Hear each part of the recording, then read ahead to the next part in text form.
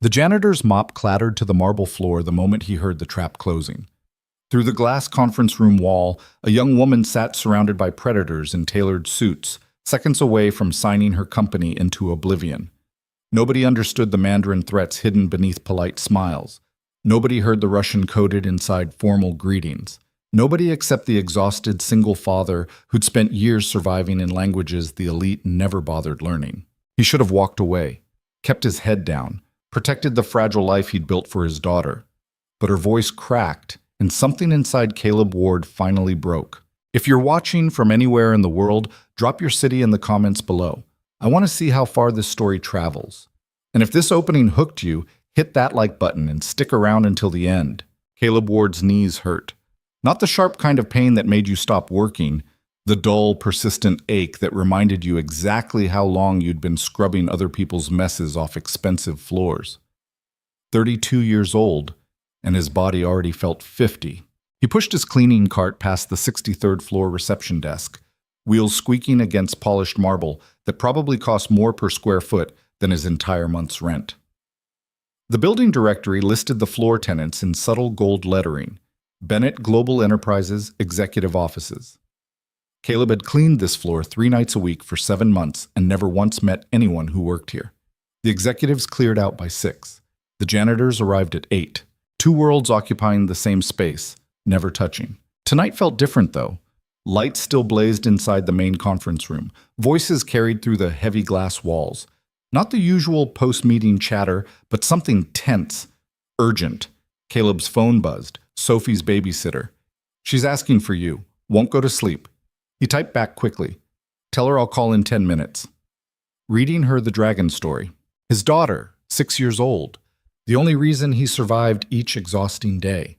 Sophie had his late wife's smile, her stubborn optimism, her ability to find joy in things that shouldn't matter.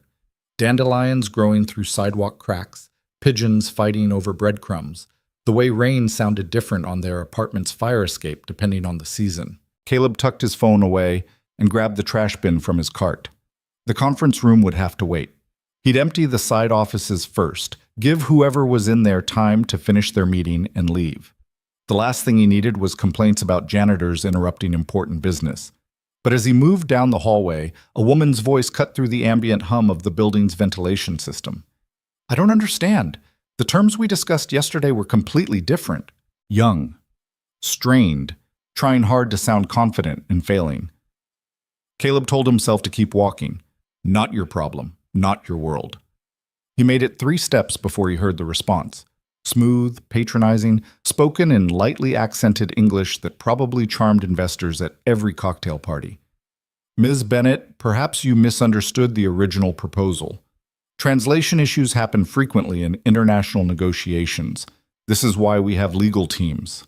Something in the man's tone made Caleb's jaw tighten. He'd heard that exact cadence before. Jakarta, São Paulo. A shipping warehouse outside Athens, where Caleb had spent 6 months loading containers while running from memories he couldn't escape. Men who smiled while lying spoke in that particular register, friendly enough to seem trustworthy, condescending enough to make you doubt your own memory. Against every instinct screaming at him to mind his own business, Caleb glanced toward the conference room. Through the glass wall, he counted 8 people around a massive table. 6 men in suits that probably cost more than Caleb earned in 3 months. 1 woman in her late 20s sitting very straight, hands folded on top of a stack of documents. And 1 older man in a rumpled blazer, looking uncomfortable and slightly confused. The woman, Ms. Bennett, apparently, had dark hair pulled back severely, the kind of hairstyle designed to make people take you seriously when you're young and trying to command rooms full of men twice your age. Expensive watch, good posture. But her eyes gave her away. She looked exhausted, overwhelmed, terrified. "My father built this company on transparency," she said, voice steady despite the tension in her shoulders. "Before we proceed, I need clarification on sections 4 and 7. The language doesn't match what we... Your father, God rest his soul, understood that business requires flexibility." Different voice now, deeper. European accent Caleb couldn't immediately place. "You are very young, Ms. Bennett. Very intelligent, yes, but inexperienced in these complex international arrangements. Trust the process." Caleb's hand tightened on the trash bin. He should leave. Right now. Whatever was happening in that room had nothing to do with him. But he didn't leave. Instead, he moved closer, positioning himself near a recycling station that gave him a clear view through the glass while appearing to work. The man who'd just spoken leaned back in his chair, mid-50s, expensive suit, the kind of face that looked trustworthy in photographs. He said something to the woman in what Caleb's brain immediately registered as Mandarin, formal, polite. The woman smiled uncertainly and nodded, clearly not understanding. That's when Caleb's pulse spiked. The man had just told his colleague, in flawless Mandarin, "The girl has no idea what she's signing. Her interpreter is useless. By tomorrow morning, we'll control the voting shares." The colleague, younger, sharper features, Korean maybe, responded in equally perfect Mandarin. "And the oversight committee? Already bribed. This company is ours." They both smiled at Ms. Bennett. She smiled back, probably thinking they were discussing something routine. Caleb's mind raced.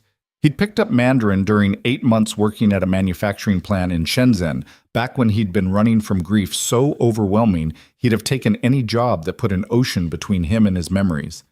The managers had assumed the American loading dock worker couldn't understand their conversations. They'd been wrong. He looked at the woman again. Mid to late 20s, inheriting a company she was clearly trying desperately to save, surrounded by predators. "Not your problem," he reminded himself. "You have a daughter depending on you, a job that pays rent. You cannot afford to get involved in whatever corporate nightmare is unfolding in that conference room." But then Ms. Bennett's hand trembled as she reached for her water glass. That small, involuntary gesture of fear cracked something open inside Caleb's chest. He'd spent the last 4 years trying to disappear. After his wife Emma died, car accident, sudden, the kind of tragedy that reshapes reality in a single instant, Caleb had drifted, lost. Countries blurred together, jobs came and went. He'd learned languages because knowing what people were really saying sometimes meant the difference between getting paid and getting robbed, between safe work and dangerous desperation. He'd landed back in New York 8 months ago, broken, with a 6-year-old daughter who barely remembered the father who'd vanished into grief. Getting the janitorial job at this building had felt like winning the lottery. Stable hours, decent pay, health insurance for Sophie. He couldn't risk losing it. He absolutely could not risk losing it. "Ms. Bennett, if you'll just sign page 12, the trustworthy-looking man said in English, sliding a document across the table. "This finalizes the merger agreement. Your father would be very proud." The woman picked up the pen.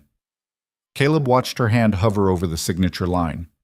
"Do not get involved. Do not." But his legs were already moving.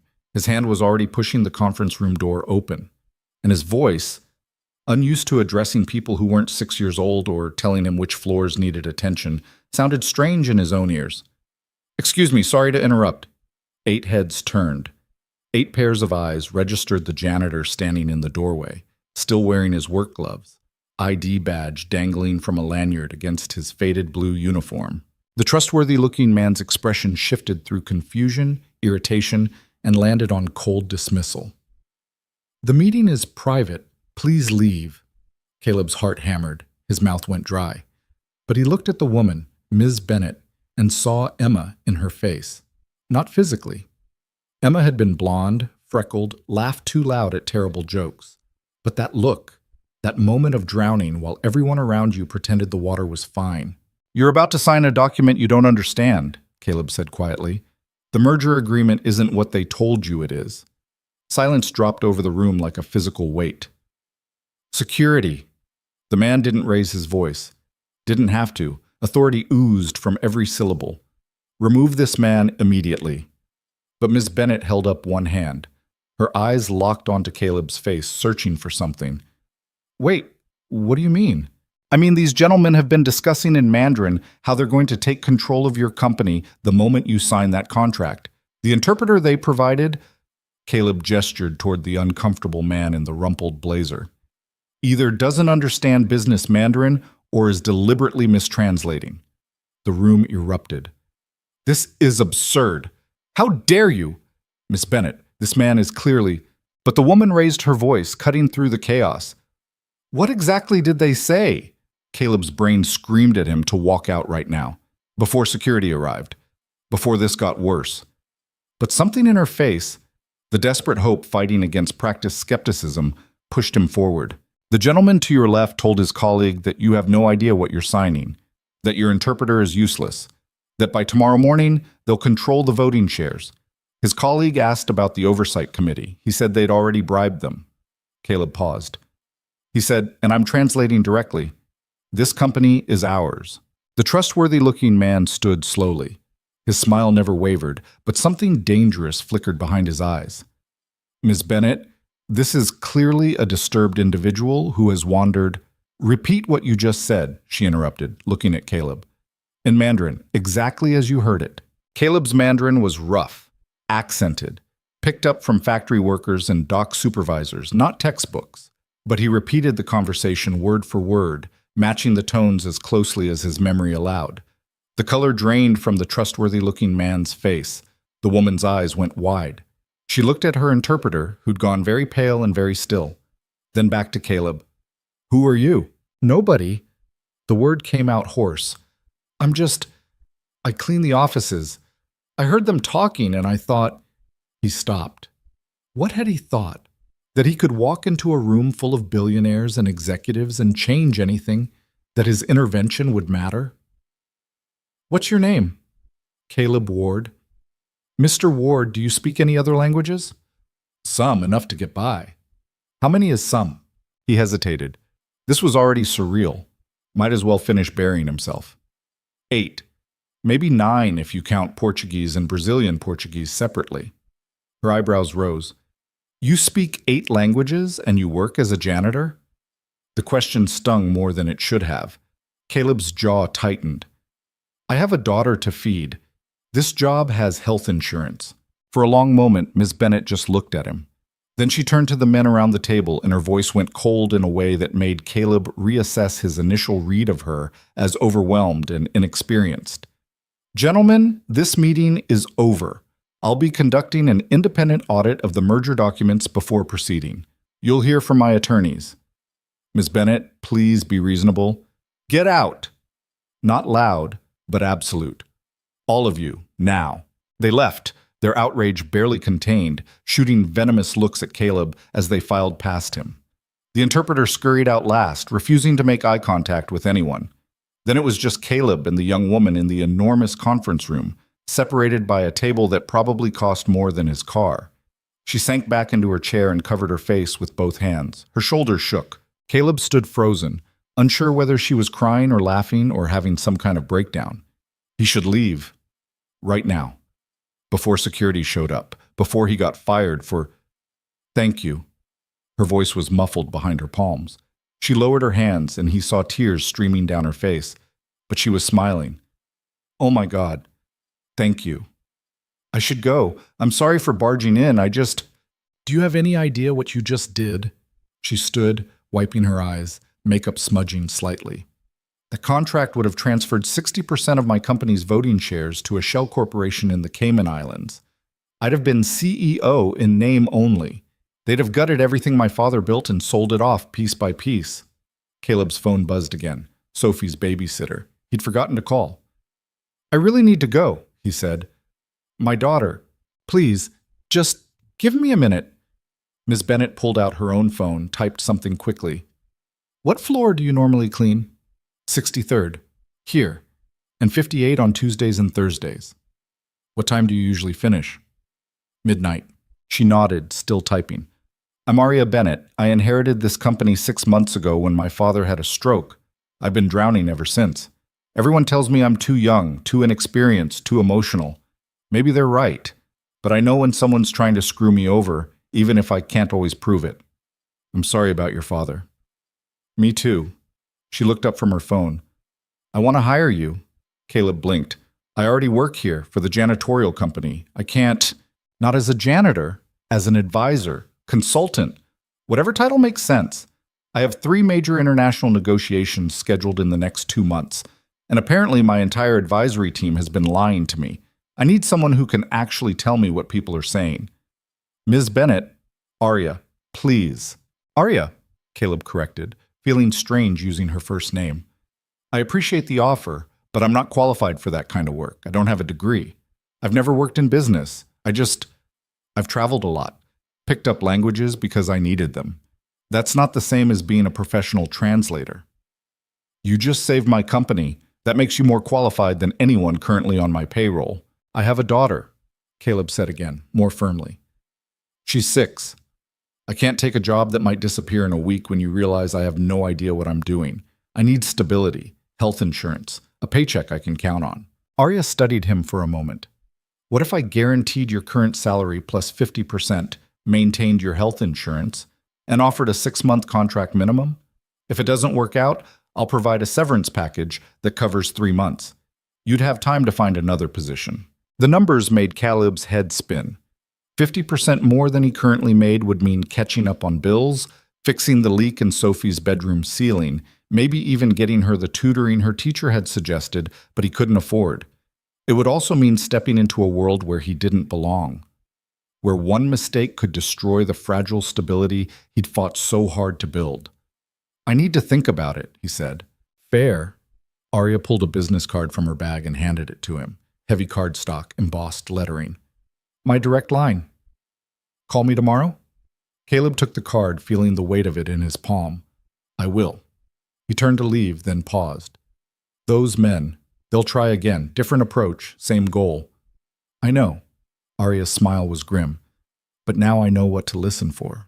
Caleb left the conference room, collected his cleaning cart, and headed for the service elevator. His hands shook slightly as he pressed the button. The adrenaline that had carried him through the confrontation was fading, replaced by a creeping sense of vertigo. What the hell had he just done? His phone rang. Sophie's babysitter, done with texting. Hey Maria, I'm so sorry I got held up.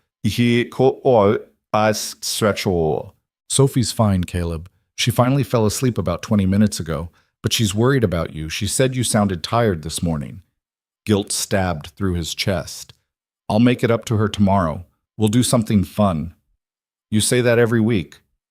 I know. He stepped into the elevator. I'm trying. I know you are. See you tomorrow night? Yeah, same time. He hung up and leaned against the elevator wall, closing his eyes. The building directory played on a small screen above the buttons, advertising the luxury businesses that occupied the tower's upper floors. Bennett Global Enterprises dominated the top 10 floors. Caleb had cleaned those offices for months and never given any thought to who actually ran the company or what they did. Now he'd somehow inserted himself into corporate intrigue that could either change his life or destroy it. The elevator reached the ground floor. Caleb clocked out, changed into his street clothes in the employee locker room, and headed for the subway. Rain had started while he was inside, one of those sudden Manhattan downpours that sent tourists scrambling for overpriced umbrellas from street vendors. Caleb didn't bother. He was already soaked by the time he reached the station. The subway car smelled like wet fabric and industrial cleaner. Caleb found a seat near the door and pulled out Arya Bennett's business card, studying it under the harsh fluorescent lights. Arya Bennett, Chief Executive Officer, Bennett Global Enterprises Direct Line. Personal email. Embossed logo. He should throw it away. Go back to his quiet, exhausting, predictable life. Protect what little he'd managed to rebuild. But Emma's voice echoed in his memory. Something she'd said years ago, before Sophie, before the accident, back when they'd been young and stupidly fearless. You're going to spend your whole life playing it safe, Caleb, and you're going to die wondering what would have happened if you'd just taken one real chance. She'd been talking about his dream of studying linguistics. He'd been accepted to a graduate program with partial funding, but it meant 2 years of barely scraping by while Emma supported them both on her teacher's salary. He'd turned it down, took a stable job instead, made the responsible choice. Then she died, and none of his careful planning had mattered at all. The subway lurched to a stop. Caleb got off 3 blocks from his apartment building, an aging walk-up in a neighborhood the real estate listings called up and coming, and everyone else called cheap because it's sketchy. He climbed 4 flights of stairs, the elevator had been broken for 6 weeks, and unlocked his apartment door as quietly as possible. Maria sat on the couch, watching something on her phone with earbuds in. She pulled them out when Caleb entered. Hey, she's out cold, didn't even wake up when the neighbors started fighting. Thanks for staying late. No problem. Maria gathered her things. She was a nursing student, early 20s, from the apartment 2 floors down. She babysat Sophie 3 nights a week when Caleb worked, and he paid her what he could afford, which wasn't much. Oh, Sophie wanted me to remind you about the school thing Friday. Caleb's mind went blank. School thing? Spring concert. She's been practicing her song for weeks. Guilt crashed over him again. Right. Yes, I'll be there. She made me promise to make you promise. I promise. Friday. What time? 7. In the gym. Maria headed for the door, then paused. Caleb, you look exhausted. When's the last time you slept more than 5 hours? Can't remember. That's not sustainable. Yeah, well, he managed a weak smile. Sustainability is a luxury. After Maria left, Caleb checked on Sophie. She'd kicked off her blankets, she always did, and sprawled across her narrow bed like a starfish. Caleb pulled the covers back up gently, careful not to wake her. She looked so much like Emma it hurt. Same nose, same stubborn chin, same way of frowning slightly in her sleep, like even her dreams frustrated her. I'm trying, baby, he whispered. I'm really trying. He retreated to the apartment's main room, living room, dining room, and kitchen all in one cramped space. The leak in Sophie's ceiling had spread to the hallway. He'd put a bucket underneath it, but the constant drip, drip, drip made sleep difficult on his nights home. Caleb sat at their second-hand table and pulled out Aria Bennett's business card again. 50% raise, 6-month contract minimum, severance package, but also a world he knew nothing about. Expectations he couldn't meet, the very real possibility of spectacular failure. He thought about Sophie's spring concert, about the tutoring she needed, about the birthday party she'd mentioned last week, some classmates' event at an arcade that charged $25 per kid. He'd told her they'd see, which Sophie had correctly interpreted as probably not. Caleb pulled out his phone and stared at Aria's number for a long time. Then he opened his notes app and started typing a list of questions he'd need answers to before making any decision. Responsibilities, hours, expectations. What happened if the 6 months ended and he had no other job lined up? He fell asleep at the table, phone still in his hand, while rain drummed against the windows and the bucket in the hallway slowly filled. His alarm went off at 6:30. Caleb jerked awake, neck stiff from sleeping hunched over the table. Sophie was already up, sitting cross-legged on the couch in her pajamas, watching cartoons at low volume so she wouldn't wake him. Morning, Dad. Morning, sweetheart. Caleb's back screamed as he stood. How long have you been up? Not long, there's no milk left. Of course there wasn't. He'd meant to get groceries yesterday. Toast okay? Toast is fine. They ate breakfast together in comfortable silence. Sophie, because she was absorbed in her show, Caleb because his brain felt like sludge. He'd worked last night and would work tonight. 12 hours between shifts barely counted as recovery time. Dad? Are you okay? He looked at his daughter, 6 years old, already learning to worry about the adult who was supposed to worry about her. I'm fine, baby, just tired. You're always tired. I know. I'm sorry. Miss Parker said you should talk to someone if you're stressed. Sophie kept her eyes on the TV, voice carefully casual. Like a doctor or something. Caleb's chest tightened. Did something happen at school? No, we just learned about feelings. Miss Parker said adults forget to talk about feelings sometimes. Miss Parker sounds very smart. She is. Sophie finally looked at him. Are you stressed? Yes. Constantly. Every moment of every day. Stressed about money, about being enough for her, about the future, about whether he was screwing up her childhood by working too much and sleeping too little. A little, he admitted, but I'm handling it. Okay, Sophie turned back to her show, apparently satisfied. Can we go to the park tomorrow if it's not raining? Absolutely. Promise? Promise. She smiled, Emma's smile, bright and trusting, and Caleb felt the weight of that trust settle over him like armor. After he got Sophie ready and walked her to school, Caleb headed home and tried to sleep. Failed. Lay in bed staring at the ceiling, his mind churning through last night's surreal encounter. At noon, he gave up and called Aria Bennett's direct line. She answered on the second ring. Aria Bennett. Ms. Bennett, it's Caleb Ward from last night. Caleb, thank you for calling. She sounded genuinely pleased. Have you thought about my offer? I have questions. Of course. Can you meet this afternoon? Say 2 o'clock? I have to pick up my daughter from school at 3. 1 o'clock then. Do you know Cafe Moreno on 53rd? I'll find it. See you there. Caleb hung up and stared at his phone for a solid minute.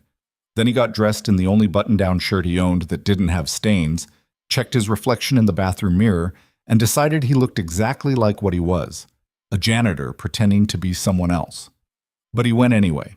Cafe Moreno occupied a corner building that probably used to be something industrial before Manhattan real estate turned every abandoned warehouse into overpriced lunch spots for people who wore ties to work. Caleb arrived 10 minutes early and stood outside, watching through the windows as business people gestured over salads that cost more than his grocery budget. He didn't belong here. The certainty sat heavy in his gut, but he pushed through the door anyway. Arya sat at a corner table, laptop open, phone pressed to her ear. She wore a gray suit that looked effortless in the way only expensive clothes managed, her dark hair loose around her shoulders instead of pulled back like last night. She looked younger, less guarded. She spotted Caleb and waved him over, holding up one finger in a just-a-minute gesture. "No, Michael, I don't care what the projection said," she was saying into the phone. "Get me the actual numbers from Q4, not the fantasy version marketing approved. I'll wait." She covered the phone's mouthpiece and gestured toward the empty chair across from her. "Sit. Coffee? Food?" "I'm fine." "You look like you need coffee." "I always look like that." She almost smiled, then her attention snapped back to the phone. "Michael, you still there?" "Great. Email me everything by 5. "Yes, everything, thanks." She hung up and closed her laptop. "Sorry, my CFO thinks if he buries me in optimistic reports, I won't notice the company's bleeding money." "Is it?" "Not yet, but it will be if I keep trusting people who smile while lying." She studied Caleb's face. "You didn't sleep." "I rarely do." "Kids?" "One kid, job, bills, the usual." A server appeared. Arya ordered an espresso and a sandwich Caleb couldn't pronounce. He asked for black coffee, then changed his mind and ordered the cheapest thing on the menu when his stomach reminded him he'd only eaten toast 12 hours ago. After the server left, Arya folded her hands on the table and looked at him directly. "So, questions." Caleb pulled out his phone and opened the notes he'd typed last night. "What exactly would this job involve, day to day?" "Honestly, I don't know yet. My father ran this company for 30 years. He had systems, relationships, strategies I'm still trying to understand. When he had his stroke, everything fell to me. I've been improvising ever since." Multigassen. She paused. "What I do know is that I'm surrounded by people who either underestimate me because I'm young and female, or who are actively trying to take advantage of that fact. Last night proved I can't trust the advisors I inherited. So I need someone who can tell me the truth, even when it's uncomfortable. I'm not a businessman. I've never worked in an office. I don't know anything about mergers or acquisitions or... You speak 8 languages. Badly. You understood a Mandarin conversation well enough to know those men were planning to steal my company. That's not badly. It's survival language, Caleb said. Docks, factories, construction sites. I can order food, ask for work, understand when someone's threatening me. That's different from business negotiations. Maybe. Arya leaned back as the server returned with their drinks. But you understood something my $2,000 an hour translator missed, or deliberately ignored. Either way, you're already more valuable than he was. Caleb wrapped his hands around the coffee cup, letting the heat ground him. What happened to your father, if you don't mind me asking? Massive stroke, 6 months ago. He was in his office on a call with investors in Singapore. His assistant found him unconscious. Arya's voice stayed steady, but her fingers tightened around her espresso cup. He's alive, in a care facility in Connecticut, but he can't speak, can't walk. The doctors say he understands everything, he just can't communicate. So I sit there every Sunday and tell him about the company, and I have no idea if I'm making decisions he'd approve of or destroying everything he built. I'm sorry. Everyone's sorry. Sorry doesn't help me figure out who to trust. Their food arrived. Caleb's sandwich, turkey, basic, forgettable, looked pathetic next to Arya's elaborate salad situation. He ate anyway, suddenly ravenous. "What happened to your wife?" Arya asked. "If you don't mind me asking." Caleb nearly choked on his coffee. "How did you... Ostya. You mentioned your daughter multiple times last night, never mentioned her mother. And you're wearing a wedding ring on a chain under your shirt. I saw it when you reached for the door." Caleb's hand moved unconsciously toward his chest, where Emma's ring hung next to his own. He'd stopped wearing his on his finger 2 years ago when it kept getting caught on equipment, but he couldn't take it off completely. "Car accident," he said quietly. 4 years ago. Drunk driver ran a red light. She died at the scene. "I'm sorry." "Everyone's sorry. Sorry doesn't help." Arya's expression flickered, recognizing her own words thrown back. "Fair." They ate in silence for a moment. Outside, Manhattan rushed past the windows. Taxis, pedestrians, delivery trucks blocking intersections. The constant motion of a city that never stopped long enough to notice individual suffering. "Sophie," Caleb said suddenly. "My daughter. She was 2 when Emma died. She barely remembers her mother. Sometimes she asks questions, and I don't know how to answer them, like, why did Mommy leave? How do you explain to a 6-year-old that life is random and unfair, and the universe doesn't care about your plans?" "You can't." "No. You can't." Caleb set down his sandwich. "After Emma died, I couldn't stay in our apartment. Couldn't stay in our city. Couldn't stay in our life. So I left Sophie with Emma's parents, and I just ran. Took whatever jobs I could find. Mexico, Brazil, Thailand, Taiwan. Didn't matter where, as long as it was far from everything that reminded me she was gone." "How long were you gone?" 2 years. 2 years of Sophie growing up without me because I was too broken to be her father. The shame of it still burned. Emma's parents took good care of her. Better than I could have. But when I finally came back, Sophie barely knew me. She called me Caleb, not Dad. Just my name, like I was some stranger her grandparents mentioned occasionally. "What made you come back?" "Her grandparents died. Car accident. Different drunk driver, same random universe." Caleb's laugh came out bitter. "Suddenly I was Sophie's only option, so I came back and tried to figure out how to be a father when I'd barely figured out how to survive." Arya studied him for a long moment. "You think you're not qualified for this job because you don't have a degree or business experience, but you rebuilt a relationship with a daughter who didn't know you. You learned 8 languages by necessity. You walked into a room full of people who could destroy your livelihood and spoke up anyway because it was the right thing to do." She paused. "Those are the qualifications I actually need. Or I'm just reckless. Maybe, but I'll take honest recklessness over polished deception." Caleb wanted to argue. Wanted to list all the reasons this was a terrible idea. But part of him, the part that had been slowly suffocating under the weight of janitorial shifts and mounting bills and Sophie's carefully hidden disappointments, wanted desperately to say yes. 6 months guaranteed, Arya said. 50% above your current salary. I'll keep your health insurance active. If it doesn't work out, 3 months severance. And I'll be honest with you, I have no idea if this arrangement will succeed, but I know I can't keep doing this alone. What exactly would my title be? Special advisor to the CEO, vague enough to cover whatever we need it to cover. And your board, your executives, they'll accept you hiring a janitor with no credentials? Arya's smile turned sharp. My father owned 51% of the voting shares. I inherited them, which means I don't need the board's permission to hire anyone. They can complain all they want. They will complain. Let them. She pulled out her phone and opened a calendar. I have a negotiation in Chicago next Friday. Real estate development deal with a Norwegian investment firm. Can you speak Norwegian? No. German? Enough to get by. The lead investor is Norwegian, but the operational team is German. I need to know what they're actually saying when they think I'm not listening. She looked up from her phone. Are you in? Caleb thought about Sophie's spring concert, about the leak in her ceiling, about the tutoring she needed, and the birthday party he'd probably have to decline, and the 100 small ways poverty chipped away at childhood joy. He thought about Emma's voice. You're going to die wondering what would have happened if you'd just taken one real chance. I need to arrange childcare, he said. And I have a commitment Friday evening, my daughter's school concert. I can't miss it.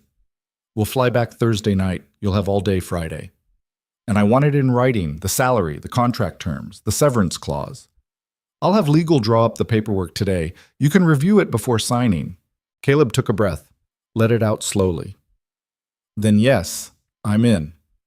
Arya's smile was genuine this time. Thank you. Seriously, you have no idea. Her phone buzzed. She glanced at it and her expression hardened. Speak of the devil. Problem? Victor Kane, head of business development. He's been trying to push me out since my father got sick. Thinks I'm too young to run the company. She typed a reply with sharp, precise movements. He's going to lose his mind when he finds out I hired you. Looking forward to it, Caleb said, though his stomach churned. They finished lunch discussing logistics. Start date, Monday, 4 days from now. Office location, 63rd floor, naturally. Dress code, business casual, whatever that meant.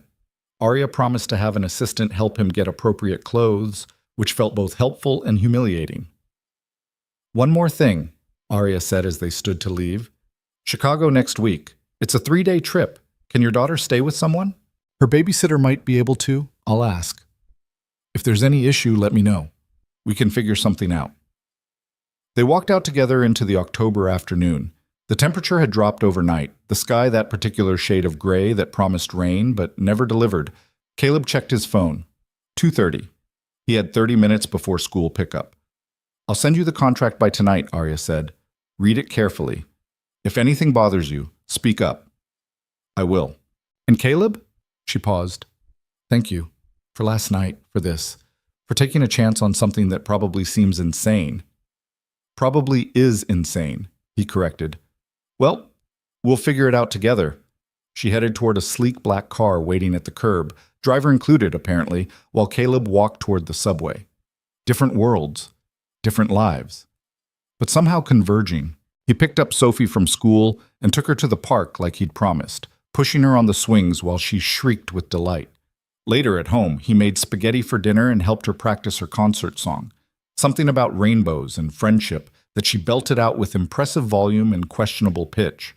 After she fell asleep, Caleb opened his laptop and found the contract from Arya's legal team. 20 pages of dense text that took him an hour to read carefully. Everything she'd promised was there. Salary, insurance, severance clause, 6-month minimum term. He signed it electronically and sent it back before he could change his mind. Then he called the janitorial company and gave his 2 weeks' notice. His supervisor sounded disappointed but not surprised. People left constantly. No one stayed a janitor forever if they had other options. The next 4 days passed in a blur of preparation and mounting anxiety. Maria agreed to watch Sophie during the Chicago trip in exchange for extra payment Caleb couldn't quite afford, but agreed to anyway. Arya's assistant, a terrifyingly efficient woman named Claire, took him shopping for appropriate work clothes and didn't even flinch when he had to check price tags before trying anything on. Friday afternoon, Caleb sat in Sophie's elementary school gym on a folding chair, surrounded by parents filming their children on phones. The concert was chaos. 25 6-year-olds attempting synchronized choreography while singing off-key. Sophie spotted him in the audience and waved frantically, nearly knocking over the kid next to her. She was perfect. After the concert, they got ice cream despite the cold weather. Sophie talked nonstop about her performance, how she'd remembered all the words, how her friend Madison had forgotten to bow at the end. "Dad, you're quiet," she said around a mouthful of chocolate chip. "Just listening." "Are you nervous about your new job?" Caleb had told her he was changing positions, leaving out most of the details. "A little. Miss Parker says it's okay to be nervous. It means you care. Miss Parker is very wise." "She is." Sophie kicked her legs against the bench. "Is the new job why we got ice cream even though it's cold?" "Maybe." "Cool. Can we do it more often?" "We'll see." That night, tucking Sophie into bed, Caleb felt the weight of what he'd committed to. On Monday, he'd walk into Bennett Global Enterprises not as a janitor, but as an advisor to the CEO. People would look at him differently, expect things he wasn't sure he could deliver. "Dad?" Sophie's voice was sleepy. "Yeah, baby?" "I'm proud of you." His throat tightened. "Why?" "Because you're trying something new. That's brave." "Where'd you learn that?" "Miss Parker." "Remind me to send Miss Parker a thank you card." Sophie giggled and rolled over, already half asleep. Caleb stood in her doorway for a long moment, watching her breathe. Then he retreated to the living room and pulled out his phone, opening a language learning app he'd downloaded. His German was rusty. If he was going to Chicago next week, he needed to brush up. He studied until 2 in the morning, long after exhaustion demanded sleep. Words and phrases cycling through his brain. Grammatical structures he'd learned by ear, now seen written out properly for the first time. Monday morning arrived faster than seemed physically possible. Caleb dropped Sophie at school, then took the subway to the building he'd cleaned for 7 months. But this time, instead of heading to the service entrance, he walked through the main lobby. The security guard who usually waved him through with barely a glance now checked his ID carefully. "You're on the list for 63, the guard said, surprise evident in his voice. "Bennett Global. New employee?" "Apparently. Good luck." He'd need it. The elevator ride felt different when you weren't hauling a cleaning cart. Caleb watched the floor numbers climb and tried to ignore the way his stomach twisted. The doors opened on 63 and he stepped into the reception area he'd mopped countless times. Claire, Aria's assistant, met him immediately. "Caleb, good morning. Let me show you to your office." "I have an office?" Ms. Bennett insisted. Claire walked briskly down hallways Caleb knew intimately from their after-hours emptiness. "It's small, but it has a window and a door that locks. You'd be surprised how many executives would kill for a door that locks." She stopped at a room Caleb had always assumed was storage. Inside, a desk, a chair, a computer, and a window overlooking 58th Street. Nothing fancy. But his. "Ms. Bennett is in meetings until 11, Claire said. "She'll brief you then. In the meantime, Ite will set up your computer access, and I need you to fill out approximately 900 forms for HR. Welcome to corporate America." She left him with a stack of paperwork that took an hour to complete. Name, address, emergency contact, tax information, direct deposit. The mundane details of employment. At 11 sharp, Aria appeared in his doorway. "How's the office?" "Surreal. Wait until you meet everyone else, then it'll be completely surreal." She gestured for him to follow. "We're doing introductions. Fair warning, Victor Kane will be in the room, and he already hates you." "We've never met." "Doesn't matter. I told him I hired you. That was enough." They walked to a conference room, not the one from that first night, but similar. Glass walls. Massive table. 8 people already seated, all watching Caleb enter with expressions ranging from curious to hostile. Aria took her place at the head of the table. Caleb stood awkwardly to her right, hyper-aware of how his off-the-rack suit looked next to the custom tailoring surrounding him. "Everyone, this is Caleb Ward," Aria said. "He's joining us as a special advisor. Caleb, this is the executive team." She went around the table, names blurred together. CFO, COO, head of legal, head of marketing. Then she reached a man in his mid-40s with silver-touched hair and a smile that didn't reach his eyes. Victor Kane, head of business development. Victor extended his hand. Caleb shook it, noting the excessive pressure, the kind of handshake meant to establish dominance. "Mr. Ward," Victor said smoothly, "I understand you previously worked in facilities management." The phrasing made it sound almost respectable. "I was a janitor." "Yes." "Fascinating career trajectory, from cleaning offices to advising a Fortune 500 company. You must have remarkable qualifications we're not aware of." "I speak 8 languages." "How useful." "I speak 3 myself." Harvard language programs are quite thorough. The room's temperature seemed to drop several degrees. Caleb stopped a corporate fraud that would have cost this company controlling ownership, Aria said, voice cold. "That's his qualification. Any other questions?" Silence. "Good. Let's move on." The meeting continued, quarterly projections, upcoming negotiations, personnel issues, and Caleb tried to follow along. Corporate jargon flew thick, references to deals and strategies he knew nothing about. He felt like an anthropologist observing a culture where he didn't speak the language, despite technically understanding every word. Victor's eyes kept drifting toward him, calculating, dismissive. The look made Caleb's skin crawl. After the meeting, people filed out quickly. Victor lingered. "A word, Aria?" he said, pointedly not inviting Caleb to stay. "Caleb stays," Aria replied. "He's my advisor. That means he sits in on strategic conversations." Victor's jaw tightened. This is a mistake. You're letting personal gratitude cloud your professional judgment. This man has no business being in this building, let alone influencing company decisions. Noted. Anything else? I've built my reputation on protecting this company's interests. Your father trusted me for 15 years. If you continue down this path, I'll have to consider whether my continued employment serves those interests. Is that a threat? It's a statement of fact. Then let me give you one, Arya said. My father trusted you for 15 years. But he's not here anymore. I am. And I'm making different choices. You can adapt or you can leave. Your decision. Victor's smile turned poisonous. We'll see how long your different choices last. He nodded curtly and left. Caleb let out a breath. I'm making you enemies. You're helping me identify people who were already enemies. There's a difference. Arya pulled out her phone. Claire's sending you briefing documents for Chicago. Read everything tonight. We fly out tomorrow at 6 a.m. Tomorrow? I moved the meeting up.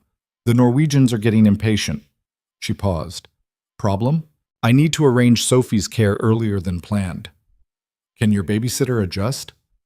I'll find out. He called Maria from his new office. His office, the surreal reality of that still hadn't settled, and convinced her to take Sophie a day early. It cost him extra money he didn't have, but he agreed without hesitation. That evening, after picking up Sophie and feeding her dinner and helping with homework, Caleb sat at their apartment table reading briefing documents until his eyes burned. Norwegian Real Estate Development Company, German operational team, complex financing structure involving 3 countries and 4 different regulatory frameworks. He understood maybe 60% of what he read. Sophie wandered over around 9, already in her pajamas. You're studying? Sort of. For your new job? Yeah. Are you scared? The question surprised him with its directness. A little. That's okay. Brave people get scared too. She climbed into his lap, something she was getting too big for, but he'd never tell her that. They just do it anyway. More wisdom from Miss Parker? Nope, that's from me. Caleb wrapped his arms around his daughter and held on tight. When did you get so smart? I've always been smart. You just noticed. He laughed despite the exhaustion. Go brush your teeth. I'll be there in a minute to read you a story.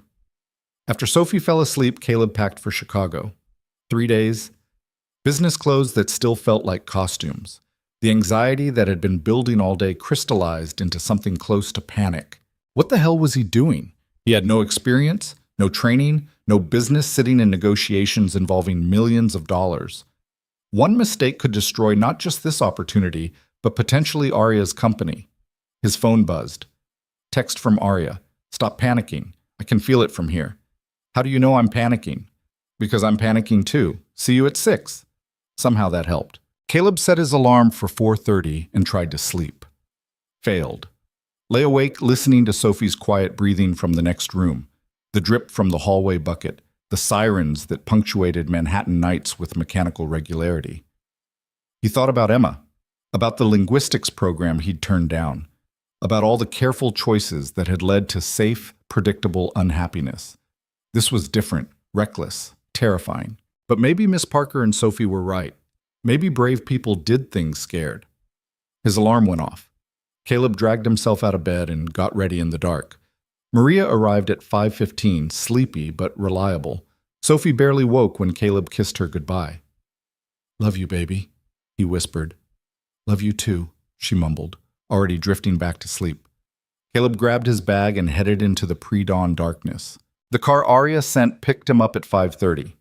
They drove to a private terminal at LaGuardia. Apparently commercial flights were for people who didn't own companies. Arya met him on the tarmac, carrying coffee in a travel mug and looking far too alert for the ungodly hour. Ready? She asked. No. Perfect. Me neither. They boarded a small jet, 10 seats, leather, everything, the kind of luxury Caleb had only seen in movies. Arya immediately pulled out her laptop and started working. Caleb tried to read more briefing documents but couldn't concentrate. Somewhere over Pennsylvania, Arya closed her laptop and looked at him. You're overthinking. Probably. Here's what's going to happen. We'll sit in a room with people who assume I'm too young to understand business and you're too unqualified to matter. They'll speak German when they think we're not listening. You'll tell me what they're actually saying. We'll adjust our strategy accordingly. She paused. It's not complicated. It's extremely complicated. Fine, it's complicated, but we're doing it anyway.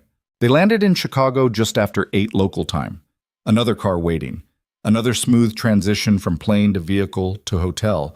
The kind of seamless travel that only happened when you had assistants coordinating every detail. The hotel was downtown, glass and steel rising above the river. Their rooms were on the 42nd floor. Caleb dropped his bag and stood at the window, looking out at the city spreading in every direction. His phone rang. Sophie, using Maria's phone. "Hi, Dad." "Hey, sweetheart, you doing okay? Maria made pancakes with chocolate chips. Can we have those at home?" "Sure." "And she said we can watch movies tonight. 2 movies. Is that okay?" "If Maria says it's okay, it's okay." "Awesome." Background noise. Maria saying something. "I gotta go. We're going to the park. Love you." "Love you too." She hung up before he could say anything else. Caleb stood holding his phone, suddenly feeling the distance between Chicago and New York like a physical ache. A knock on his door. Arya changed into a dark blue suit that probably cost more than his monthly rent. "Meeting's at 10, she said. "Conference room on the 3rd floor. You good?" "I'm good." Liar. Come on. Let's get breakfast and go over strategy one more time. They ate in the hotel restaurant, Arya attacking a plate of eggs while reviewing notes, Caleb forcing down toast his stomach didn't want. At 9:45, they headed downstairs. The conference room was predictably impressive. Long table, leather chairs, wall of windows overlooking the river. 5 men already seated. 3 older, clearly the decision-makers, 2 younger, probably assistants or junior analysts. Arya made introductions. Caleb shook hands, smiled, said very little, let them assume he was just some assistant Arya brought along. The meeting started in English. Polite discussion of terms, timelines, project scope. Everyone cordial, professional. Then one of the older men, Henrik, the lead investor, said something in German to his colleague, low, casual, the kind of comment meant to be private. Caleb's German was rusty but functional. His brain caught up after a 2-second delay. Henrik had just said, "She's younger than I expected. This will be easier than we thought."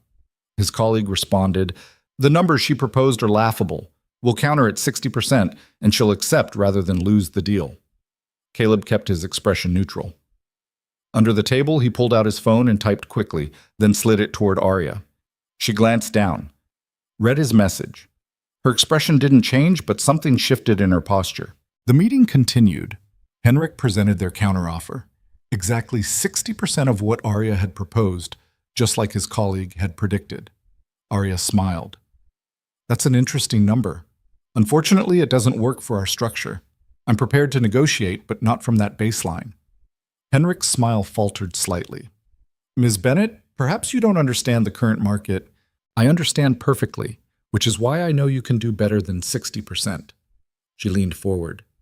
"Shall we discuss realistic terms, or would you prefer to waste both our time?" The room temperature shifted. Henrik exchanged glances with his colleagues, confused, calculating. For the next 2 hours, they negotiated seriously. Arya held her ground, made strategic concessions, extracted compromises. Caleb continued feeding her information whenever the Germans spoke among themselves, updates on their actual bottom line, concerns they wouldn't voice in English, strategies they planned to deploy. By noon, they'd reached an agreement both sides could live with.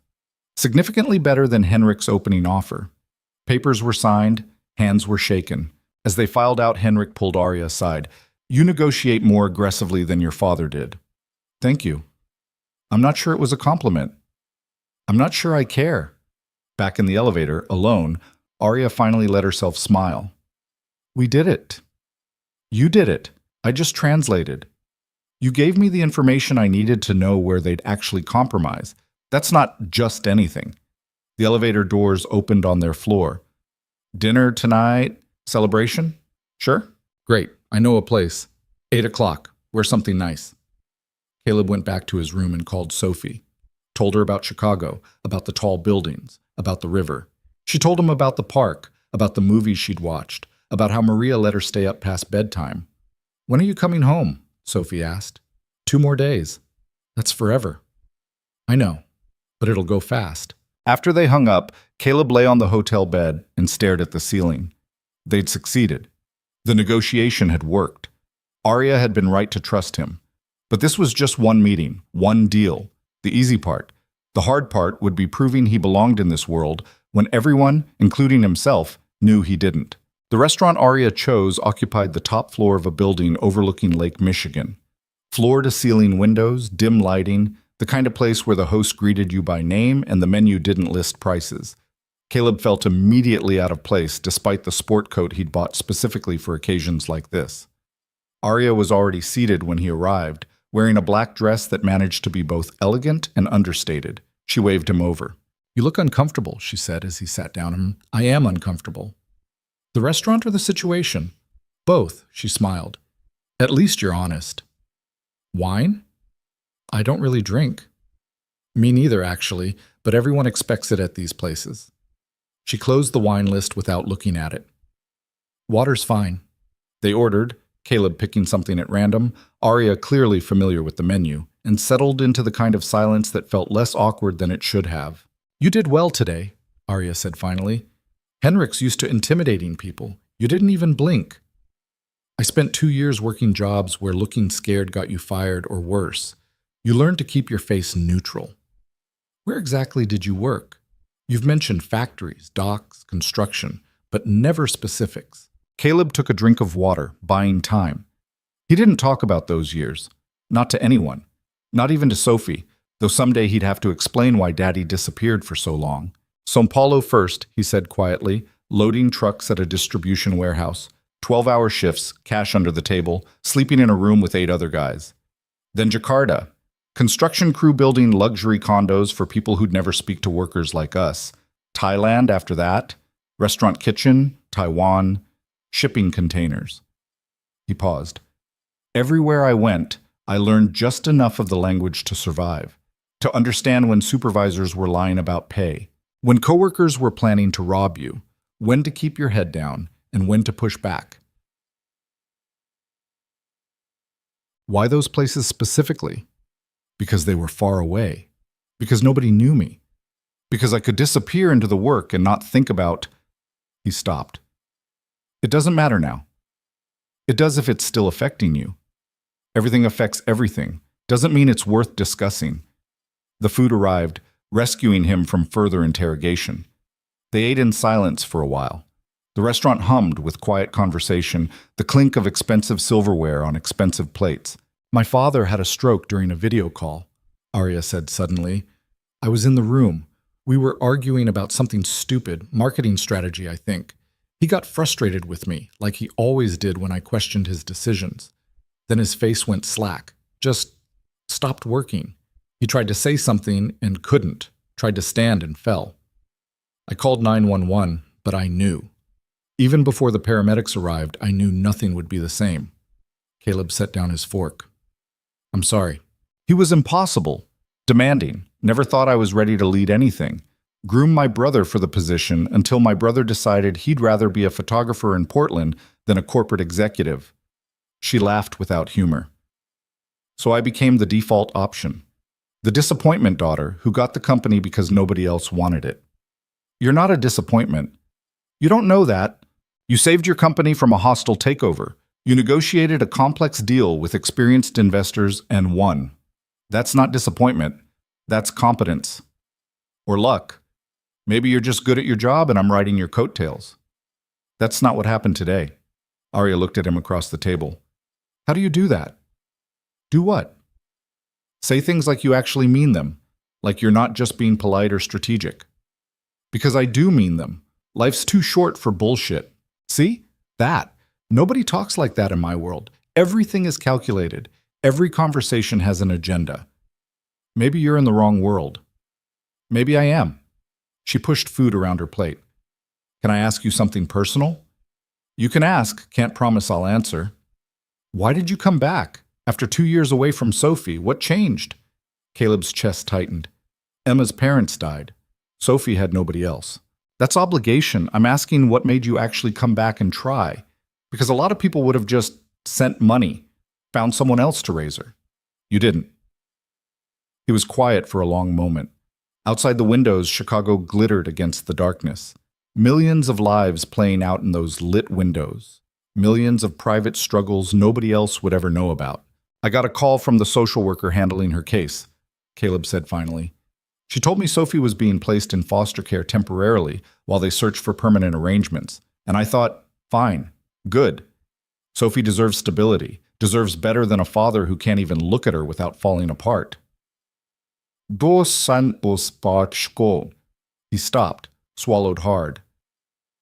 Then the social worker mentioned that Sophie had been asking about me, asking when I was coming back, and I realized she'd been waiting for 2 years, while I ran away and pretended I was protecting her by staying gone. You were grieving. So was she. She lost her mother and her father the same day. Difference was, her father was still alive and chose to leave anyway. The shame of it burned fresh despite the years. So I came back, got Sophie out of the system, got a job that would support us, and I've been trying to be enough ever since. You're more than enough. You barely know me. I know you walked into a room of powerful people who could have destroyed your life and spoke up anyway. I know you're raising a daughter alone while working yourself to exhaustion. I know you learned 8 languages because you had to survive. Arya leaned forward. Those aren't small things, Caleb. He wanted to argue, wanted to list all the ways he'd failed, all the moments he'd fallen short. But her expression stopped him. She wasn't offering empty comfort. She was stating what she believed to be facts. Your turn, Caleb said. Personal question. Fair. Why did you hire me? Really, not the official reason about languages and negotiations. The actual reason. Arya considered this. Because you reminded me of my father.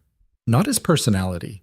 He was nothing like you, but the way you moved, the way you spoke, like you'd seen things that changed you and you weren't trying to hide it. She paused. Everyone around me is so polished, so perfect, everything rehearsed and strategic. You walked into that conference room looking terrified and did it anyway. That's rare, in my experience. I was terrified. I know, that's why it mattered.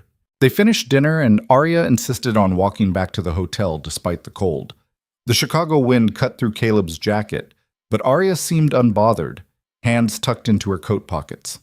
Tomorrow's meeting is with the development team, she said. Less high stakes, more technical. They'll probably speak English the whole time, but listen anyway. People get comfortable and sloppy when they think nobody's paying attention. Got it. They reached the hotel lobby. Arya hesitated.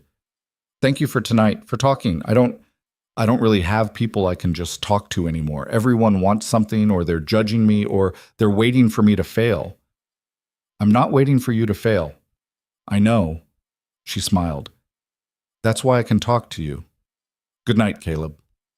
Good night. He went upstairs and called Sophie. She was already half asleep, Maria's voice in the background telling her to say goodnight quickly. Miss you, Dad, Sophie mumbled. Miss you too, baby. See you soon. After hanging up, Caleb stood at his window looking out at the city. 2 successful meetings, Arya's trust growing, his confidence fractionally less shaky than before. But he couldn't shake the feeling that something was building, some consequence he hadn't anticipated. The next day proved him right.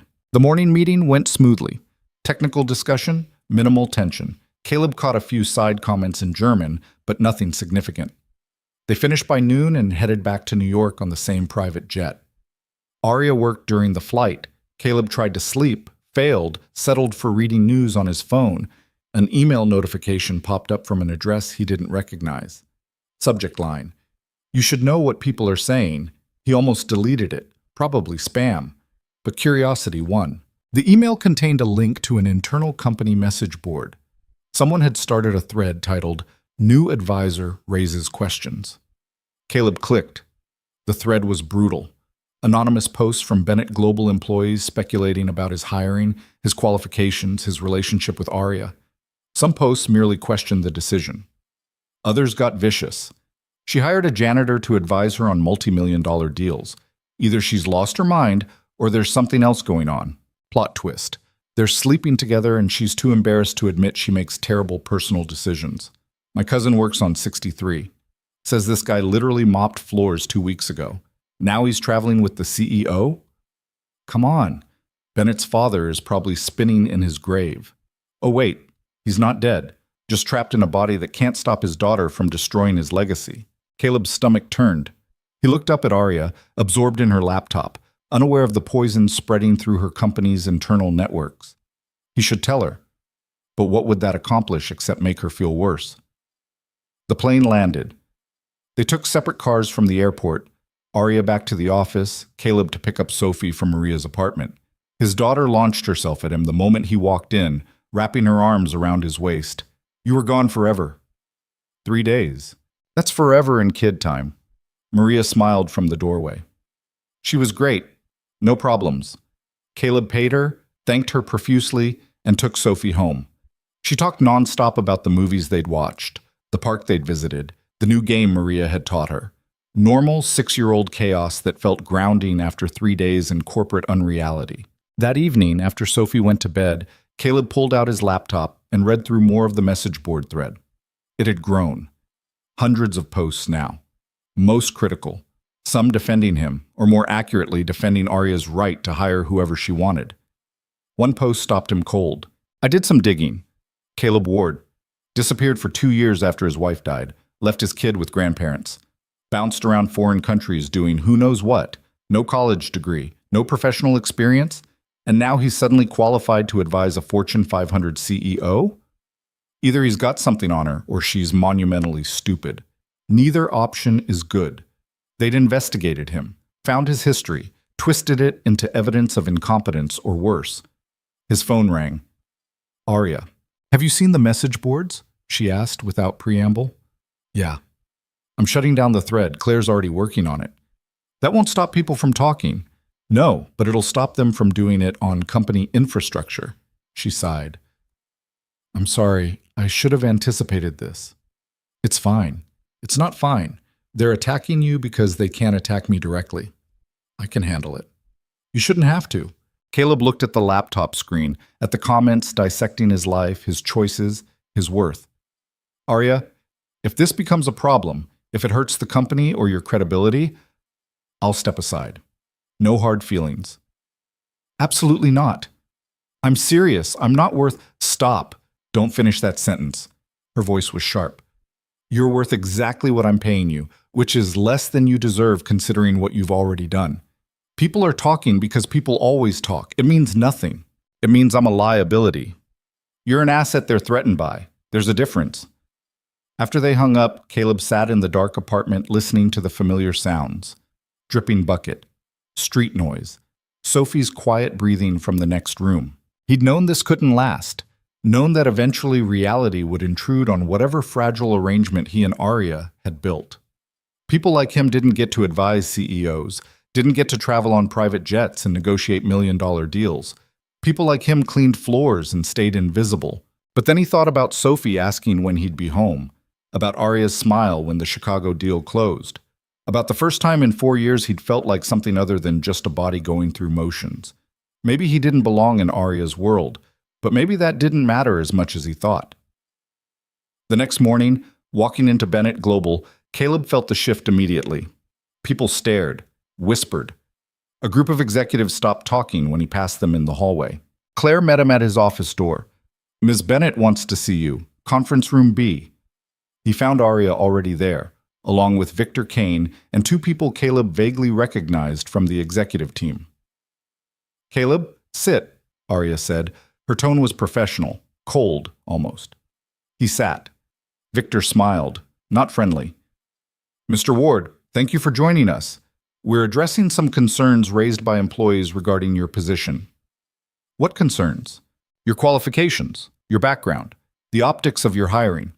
Victor pulled out a tablet. "I've received 47 formal complaints from employees questioning the legitimacy of your role. They want transparency about your credentials, your salary, your relationship with Ms. Bennett." "My relationship with Ms. Bennett is professional." "Is it?" Victor's smile widened. "Because from an outside perspective, it looks questionable at best. A young female CEO hires a man with no relevant experience, no degree, and a history of unstable employment. She takes him on business trips, gives him an office, pays him, what, 50% above his previous salary for work he's not qualified to perform? I'm qualified. Are you? Based on what credentials exactly? Caleb looked at Arya. She sat very still, expression unreadable.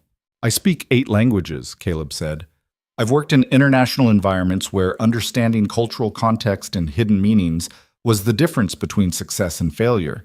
Ms. Bennett hired me because I provide value the company wasn't getting elsewhere. The company had professional translators, professional advisors, all with relevant degrees and experience. Professional translators who missed or deliberately ignored a hostile takeover attempt hidden in plain language. Victor's expression hardened. We have no evidence that situation was handled improperly. Except for the contract Ms. Bennett was about to sign that would have transferred control of the company to foreign investors. Your interpretation of that contract. My correct interpretation. Gentlemen, Arya's voice cut through the tension. Victor, I appreciate your concerns, but my hiring decisions aren't subject to employee approval. Caleb stays. Even if it damages company morale? Even if it raises questions about your judgment? My judgment is sound. The employee complaints are based on gossip and assumption. I won't fire someone because people are uncomfortable with unconventional hiring. Victor stood. This conversation isn't over, Arya. The board will want explanations. Then I'll explain to the board, same as I'm explaining to you. Caleb is qualified. He's effective. He stays. After Victor left, along with the other executives, Arya slumped back in her chair. That went better than expected. Did it? Victor expected me to fold. I didn't. That counts as a win. She looked at Caleb. How are you holding up? I'm fine. Liar. I'm functional. That's close enough. Arya stood and walked to the window. My father used to say the problem with running a company is that you're always making someone unhappy. Shareholders want growth. Employees want stability. Customers want innovation. You can't give everyone what they want, so you pick your priorities and accept that people will hate you for it. Do you hate him? Your father? Sometimes. She turned back. He never believed in me. Never thought I could handle this. And now I'm proving him right by making decisions he'd never approve of. You're not proving him right. You're proving that his way wasn't the only way. Maybe. She checked her phone. Miami tomorrow. Partnership negotiation with a logistics company. Portuguese and Spanish likely. Can you handle both? Portuguese is rough, but yeah. Good. Flight leaves at 7 a.m. I need to arrange Sophie's care again. Take her with you. Caleb blinked. What? Bring Sophie. We're staying at a hotel with a pool and kids club. She can swim and play while we work. You can see her in the evenings. Arya shrugged. I'm tired of you missing time with your daughter because of this job, so we'll make it work differently. Arya, you can't. I'm the CEO. I can do whatever I want. Bring your daughter to Miami. That evening, Caleb told Sophie about the trip. Her eyes went wide. Miami? Like with beaches? Hotel pool, at least. Can I bring my floaties? Absolutely. She bounced on the couch, excitement radiating. This is the best thing ever. Can Maria come? Maria has classes, but there's a kids club at the hotel. You'll make friends. Will you be there? Some of the time. I'll be working during the day, but we'll have breakfast and dinner together. Sophie threw her arms around him. You're the best dad. The words hit harder than they should have. I try. The flight to Miami felt different with Sophie along. She pressed her face to the plane window, marveling at clouds and distant cities. Arya spent 20 minutes playing tic-tac-toe with her, cheerfully losing every game. She's letting me win, Sophie whispered to Caleb. I know. That's nice of her. It is. The hotel was oceanfront, enormous, the kind of place Caleb never imagined staying. Sophie's eyes went huge when she saw their connected rooms. We get 2 rooms? You get your own room, with a door between so I can check on you. This is amazing. Arya appeared in the doorway between rooms. Sophie, want to see the pool before dinner? Yes. They spent an hour at the pool, while Caleb reviewed briefing documents for tomorrow's negotiation. Sophie shrieked and splashed, Arya laughing as she helped her practice floating. Watching them together created an ache in Caleb's chest he couldn't quite name. Later, after Sophie fell asleep in her room, Caleb found Arya on her balcony overlooking the ocean. Thank you, he said, for this, for including her. She's part of your life, which means she's part of this arrangement. Arya didn't look away from the water. My father never let personal life interfere with business. Work came first, always. And I spent my whole childhood competing with a company for his attention. She paused. I don't want to build that kind of life. You're building something different. Trying to. She finally looked at him. The Miami team is tougher than Chicago, more aggressive. The lead negotiator has a reputation for finding weaknesses and exploiting them ruthlessly. What kind of weaknesses? Emotional ones. He investigates people before meetings, finds personal pressure points. If he's done his homework, he knows about Sophie, about Emma, about your history. Caleb's jaw tightened. Let him know. Won't change anything. You say that now. I mean it. The next morning, they left Sophie at the kids' club. She was nervous but excited and headed to the meeting. The logistics company occupied a sleek office building in downtown Miami. The reception area screamed money and power. The lead negotiator, Carlos Mendez, met them personally. Late 40s, expensive suit, smile that was all calculation and no warmth. Ms. Bennett, a pleasure. He shook Arya's hand, then turned to Caleb. And you must be the famous Caleb Ward, the janitor who became an advisor overnight. What an inspiring story. Mr. Mendez, please call me Carlos. We're all friends here. His smile widened. I understand you have a daughter. Sophie, correct? 6 years old. Must be difficult balancing work and single parenthood. Caleb's expression didn't change. I manage. I'm sure you do, though I imagine it helps having a CEO who's willing to bring children on business trips. Not everyone would be so accommodating. The implication hung in the air. Arya's voice went cold. Shall we discuss the actual partnership, Carlos? Or would you prefer to continue making inappropriate personal observations? Carlos laughed. Direct. I like that. Please, let's talk business. The negotiation was brutal. Carlos pushed on every term, questioned every projection, demanded concessions on points that should have been non-negotiable, and he kept circling back to Caleb, making small comments designed to undermine. Perhaps Mr. Ward has insights, given his extensive background in custodial services. I'm curious what someone without business training thinks of our profit-sharing proposal. Does Mr. Ward even understand the regulatory framework we're discussing? Caleb stayed quiet, listening. The operational team spoke Spanish when discussing strategy among themselves, rapid colloquial Spanish that assumed the Americans wouldn't follow. They were wrong. Caleb caught every word. Caught Carlos telling his team to push harder on insurance liability, that Arya would cave rather than lose the deal. Caught the finance director mentioning their actual bottom line was 12% lower than their stated position. He passed notes to Arya throughout the meeting. She adjusted her strategy accordingly, pushing back exactly where Carlos expected easy wins. By afternoon, Carlos's smile had turned brittle. You negotiate more aggressively than I anticipated, Ms. Bennett. You expected someone easier to manipulate. I expected someone reasonable. I'm being perfectly reasonable. You're being predatory. There's a difference. They broke for the day without reaching agreement. Carlos insisted on continuing tomorrow. Arya agreed, though Caleb could see the exhaustion creeping in. Back at the hotel, they picked up Sophie from the kids' club. She was sun-tired and happy, chattering about the friends she'd made. Dad, can we get ice cream? After dinner. Please, I was so good today. She was excellent, the kids' club supervisor confirmed. Very polite. They got ice cream. Sat on the beach watching the sunset while Sophie built sandcastles, and Arya answered emails on her phone. He's trying to break you, Caleb said quietly. I know. Tomorrow he'll push harder. Let him.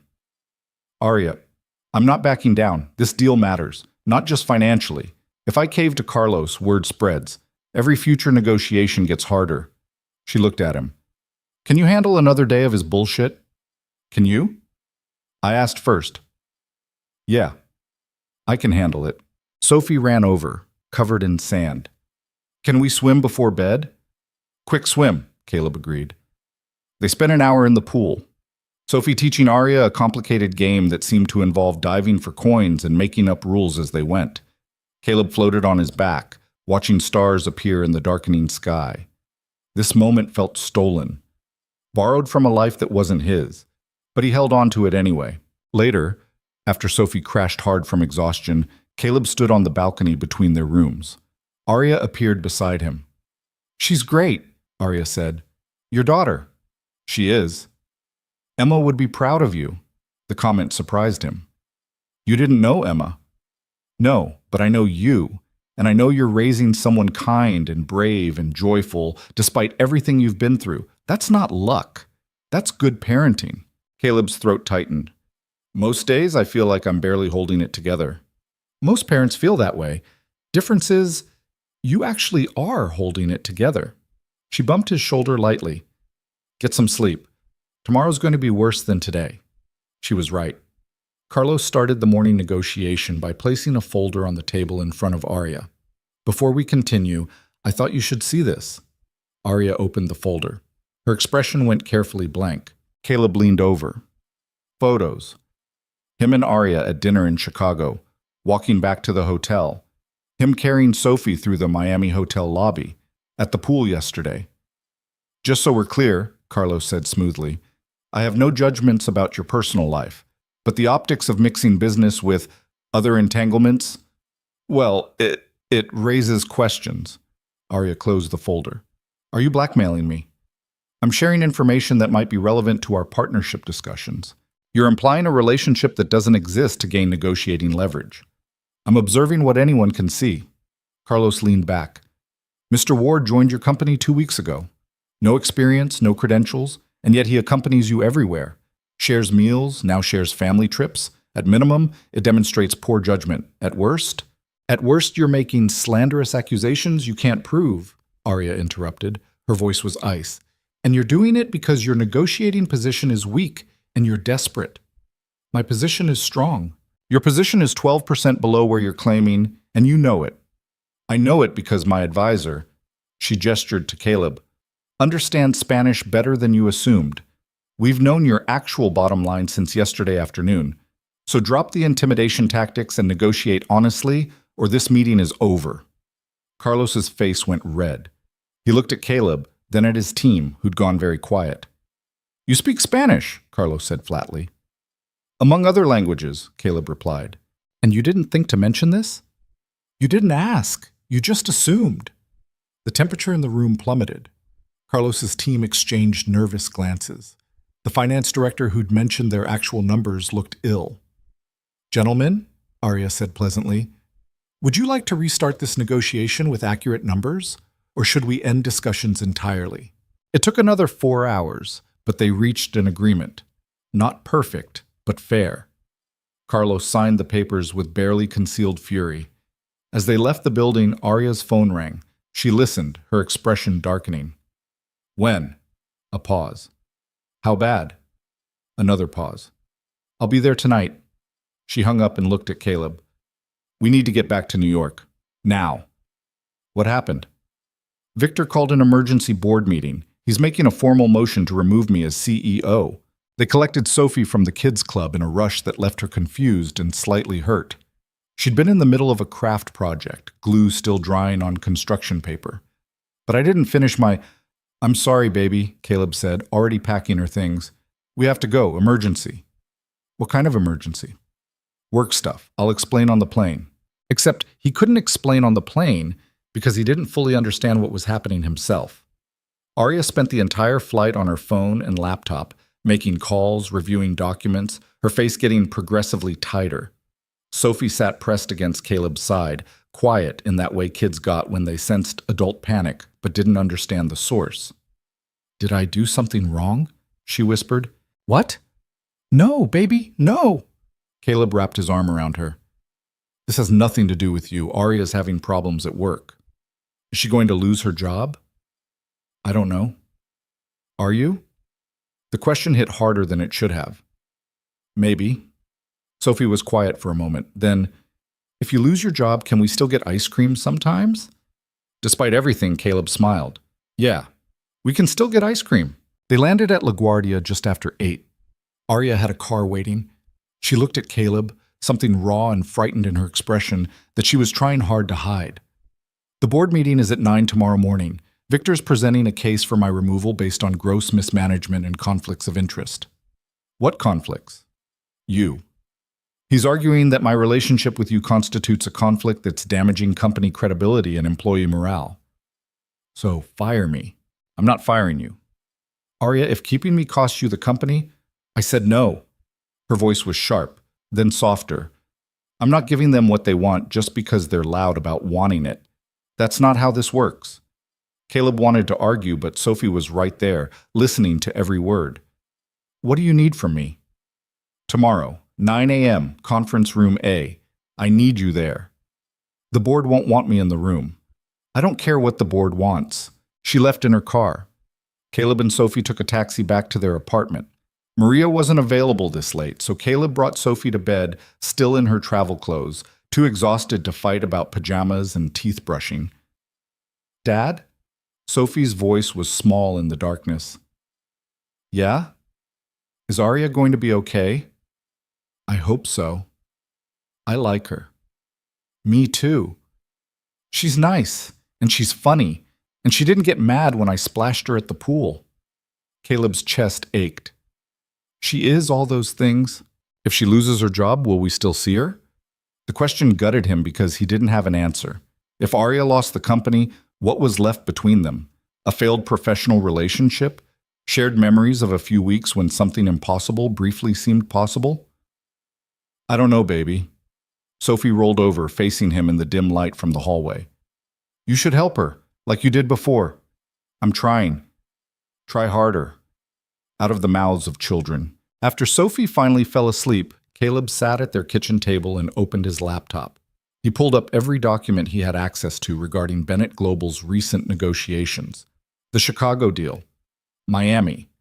The original merger Arya had nearly signed.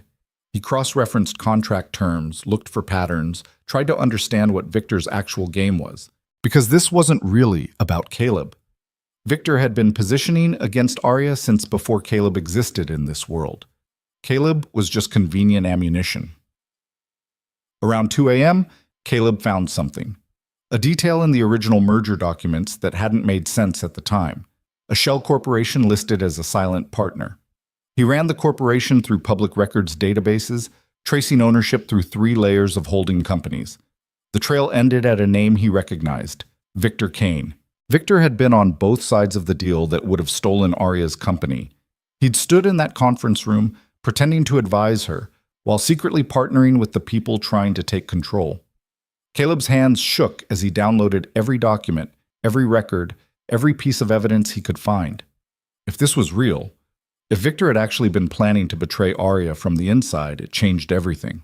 He worked until dawn, cross-referencing financial records, building a timeline. When Sophie woke up at 6:30, Caleb had 17 pages of documentation and a case that would either save Arya or get them both destroyed. You look terrible, Sophie observed, eating cereal at the table. Didn't sleep much. Because of Arya's emergency? Yeah. Did you fix it? I might have. Or I might have made it worse. Won't know until later.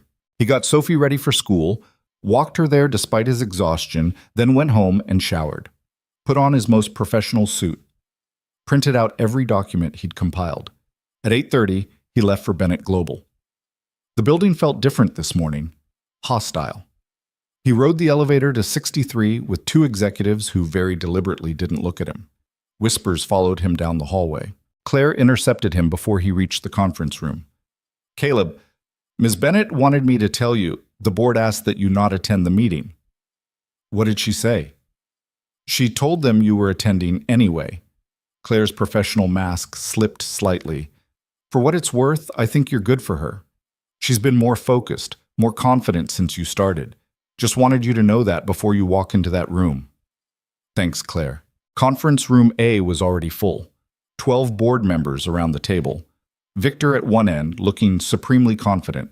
Arya at the other end, looking calm in a way that probably cost her everything she had.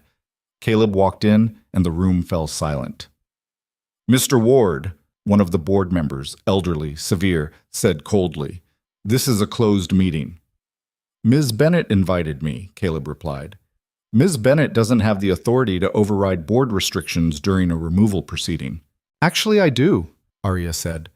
My father's shares give me majority control, which means I can invite whoever I want to any meeting, Caleb stays. Victor smiled. By all means, let Mr. Ward witness your final mistakes as CEO. Caleb sat in the chair beside Arya. She didn't look at him, but he felt the tension radiating off her. The meeting began with Victor presenting his case. Caleb had expected professional language, careful phrasing. What he got was character assassination dressed up as corporate concern. Arya Bennett has demonstrated a pattern of poor judgment that threatens this company's future, Victor began. Most notably, her decision to hire an individual with zero relevant experience, zero credentials, and a personally questionable background to advise on multi-million-dollar negotiations. He pulled up Caleb's employment history on the screen, made it look as damning as possible. The gaps, the international bouncing, the janitor position. This man was cleaning toilets 3 weeks ago. Now he travels with our CEO, influences major business decisions, and has been given access to sensitive company information. The optics alone are catastrophic. The optics, Arya said quietly, or the results? Excuse me? You're focusing on optics, on how it looks. What about how it worked? We closed the Chicago deal at terms 15% better than our initial projections. Miami came in at favorable terms despite aggressive opposition. Both negotiations benefited directly from Caleb's language skills and strategic insights. Coincidence, Victor said, or luck. Either way, it doesn't justify the risk of maintaining someone so clearly unqualified in a sensitive advisory role. Another board member, younger, hungry-looking, jumped in. There's also the matter of the personal relationship. Mr. Ward's daughter accompanied you on the Miami trip. That suggests an inappropriate level of involvement. My advisor has childcare needs, Arya said. I accommodated them. That's not inappropriate. That's practical. It's unprofessional. According to whose standards? My father's? The man who spent so much time at work that his children barely knew him? Arya's voice hardened. I'm building something different, a company where talented people aren't punished for having lives outside these walls. If that's unprofessional, fine. Call it unprofessional. Victor seized the opening. You hear that? She admits she's operating outside professional standards. She admits she's prioritizing personal feelings over company interests. I'm prioritizing people, Arya corrected. There's a difference. A difference that's costing us credibility, employee morale, and investor confidence. Victor pulled up more documents. I have formal complaints from 47 employees about Mr. Ward's hiring. I have concerns from 3 major investors about the company's leadership direction. You have evidence of people being uncomfortable with change, Arya interrupted. That's not the same as evidence of actual harm. The harm is reputational. It's measurable in our stock price, which has increased 8% since I took over. Victor's jaw tightened. Short-term fluctuations don't indicate long-term stability. Neither do your manufactured concerns. They went back and forth for 30 minutes, Victor building his case brick by brick, Arya defending each point methodically. The board members mostly stayed quiet, watching the battle play out. Caleb sat still, folder on his lap, waiting for the right moment.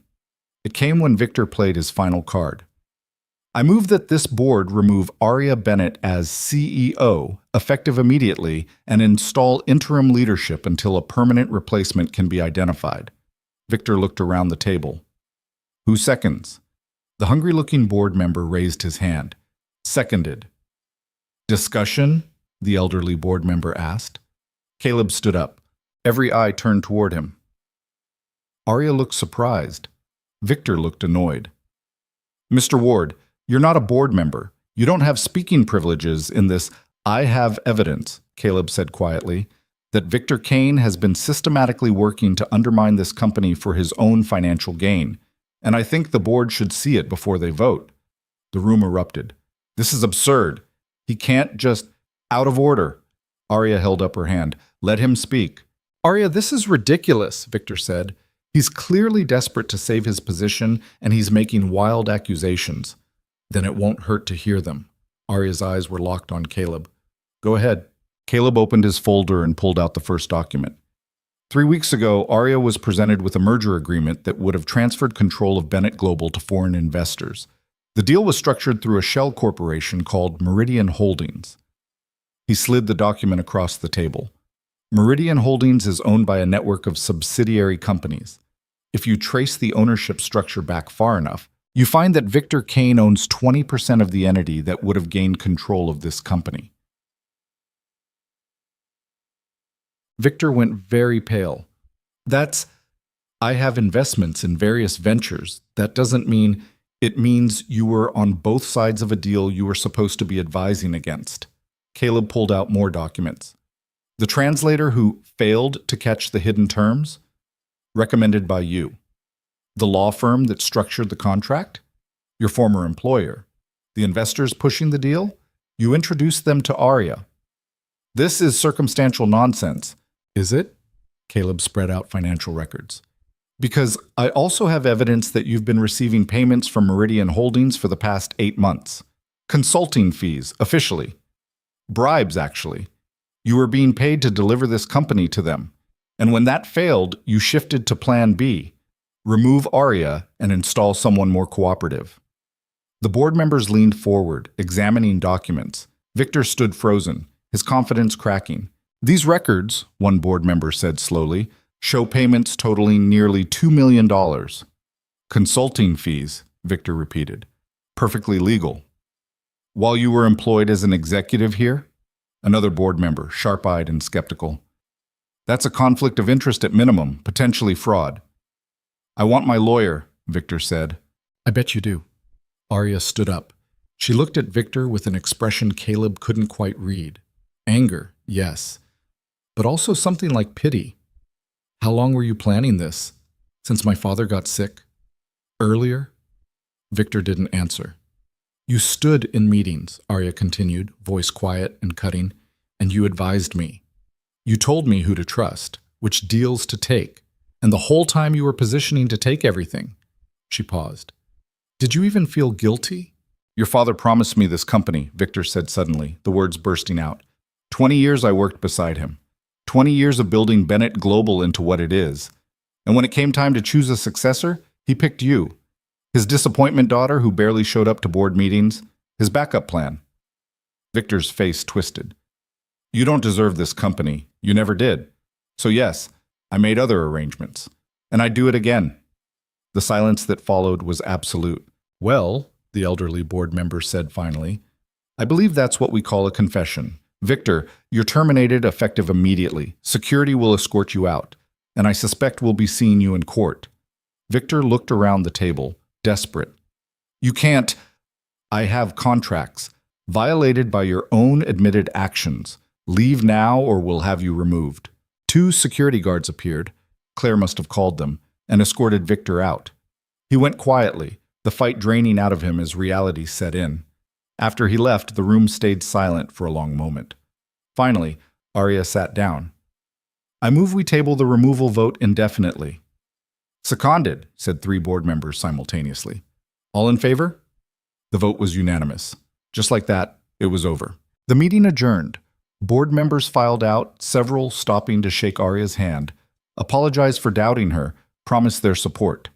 A few even nodded at Caleb as they passed. Then it was just the 2 of them in the enormous conference room. How did you find all that? Arya asked. Didn't sleep, drank too much coffee. Got lucky. Caleb sank into a chair, exhaustion crashing over him. I wasn't sure it would be enough. It was more than enough.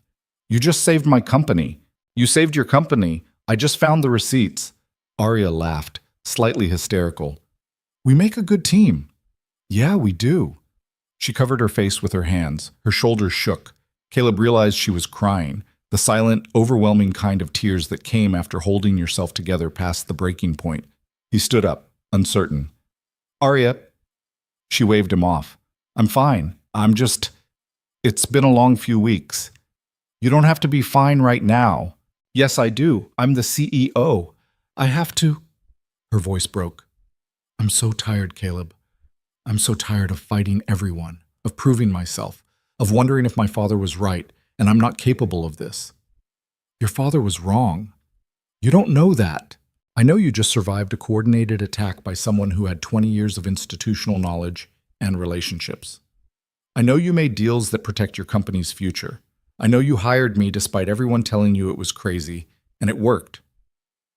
Caleb paused. Your father built something impressive.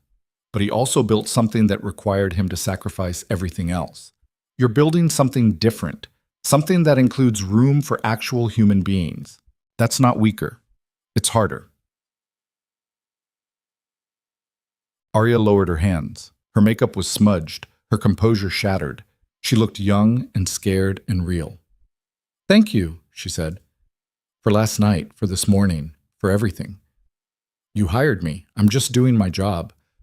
"This wasn't your job. This was—" She stopped. "I don't know what this was, but thank you." They sat in silence for a while. Outside the windows, Manhattan continued its relentless motion. Somewhere in that city, Sophie was at school learning math or reading or whatever 6-year-olds did at 10 in the morning. Somewhere, Victor Kane was calling lawyers. Somewhere, life continued forward. "What happens now?" Caleb asked. "Now I actually have to run this company without someone actively trying to destroy it." Arya smiled weakly. "Should be easier, right?" "Probably not. Probably not," she agreed. Claire knocked on the open door. "Ms. Bennett, the press is calling. They've heard about Victor's termination. What do you want me to tell them?" "Tell them we discovered a conflict of interest and handled it appropriately. No further comment." "Will do." Claire paused. "Congratulations, by the way. Both of you."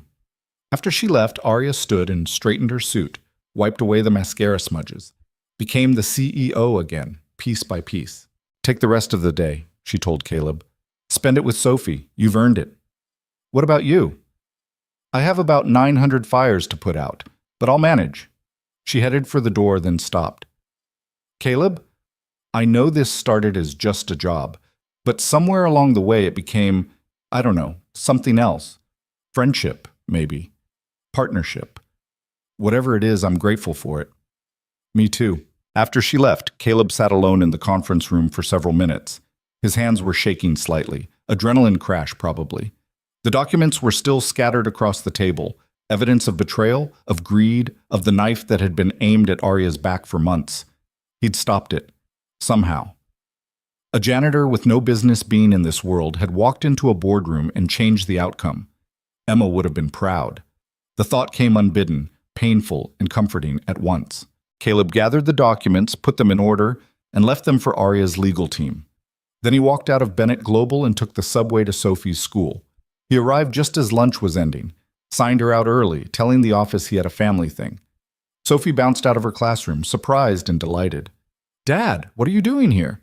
Playing hooky. Want to get ice cream and go to the park? In the middle of the day? Why not?" Sophie's grin was incandescent. Best day ever. They got ice cream despite the October chill, sat on a park bench watching pigeons fight over discarded bagels while Sophie chattered about her morning, her friends, the art project she'd finally finished. "Did Arya keep her job?" Sophie asked between bites of chocolate chip. "Yeah, she did." "Because you helped?" "Partly." "I told you to try harder." Sophie looked smug. "I was right."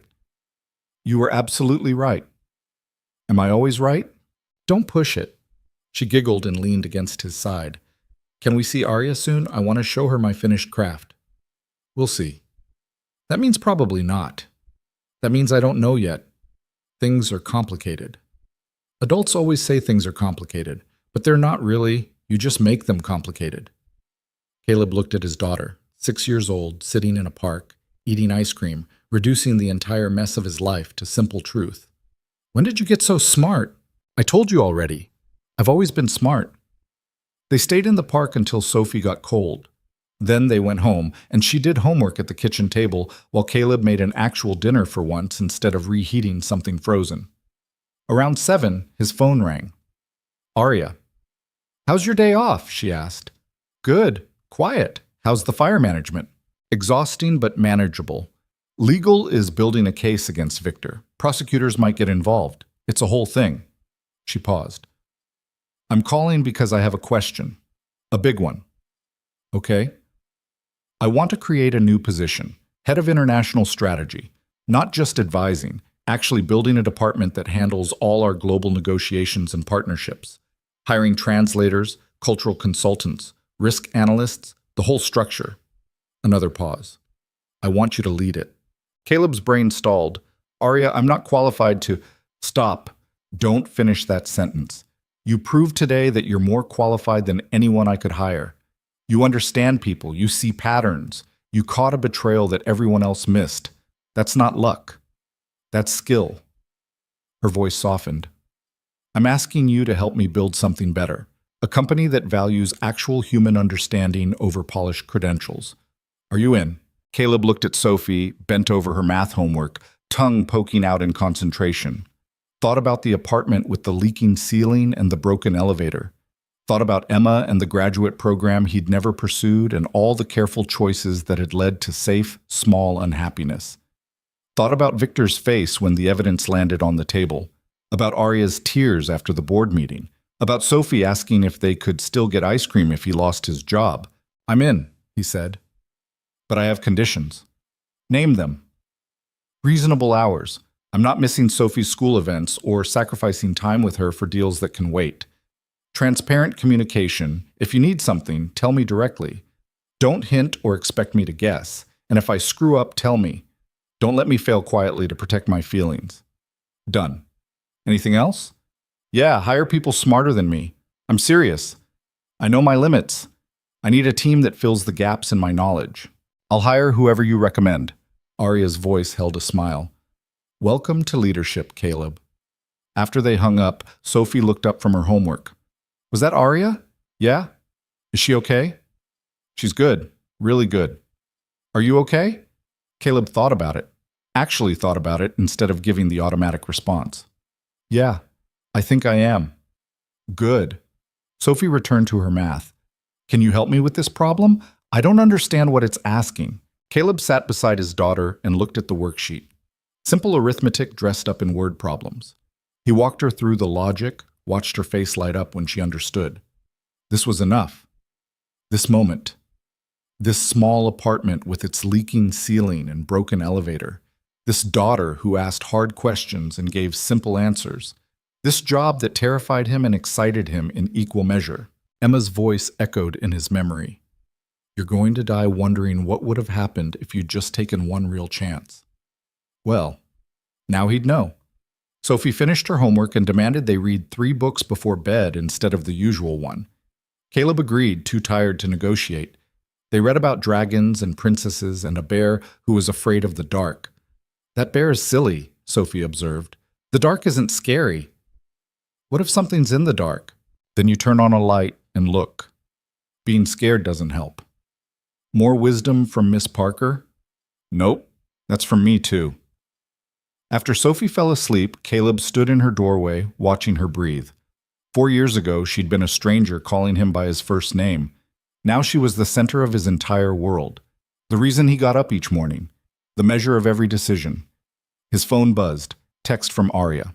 Thank you again for today. You saved more than my company. You reminded me why I wanted to save it in the first place. Caleb typed back. You would have figured it out without me. Maybe. But I'm glad I didn't have to. He set his phone down and walked to the window. Manhattan glittered below, endless lights representing endless lives. Somewhere in that sprawl, Arya was probably still working, putting out fires, planning the future. Somewhere, Victor was facing consequences. Somewhere, the world kept turning. And here, in a small apartment with a leaking ceiling, Caleb Ward finally stopped running from the life he'd been too afraid to build. Tomorrow would bring new challenges, new negotiations, new crises. But for tonight, he had everything that mattered. His daughter sleeping safely in the next room, a job that felt like purpose instead of just survival, and the quiet understanding that sometimes the bravest thing you could do was stay. 6 months later, Caleb stood in front of 15 people in a conference room that didn't feel quite real yet. His conference room, his team. The words still felt borrowed. Okay, so the Singapore contract, he said, pulling up the document on screen.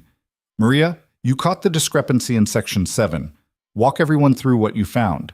Maria Chen, 26, fluent in Mandarin and Cantonese, formerly working retail because no one would hire her without a degree, stood up nervously.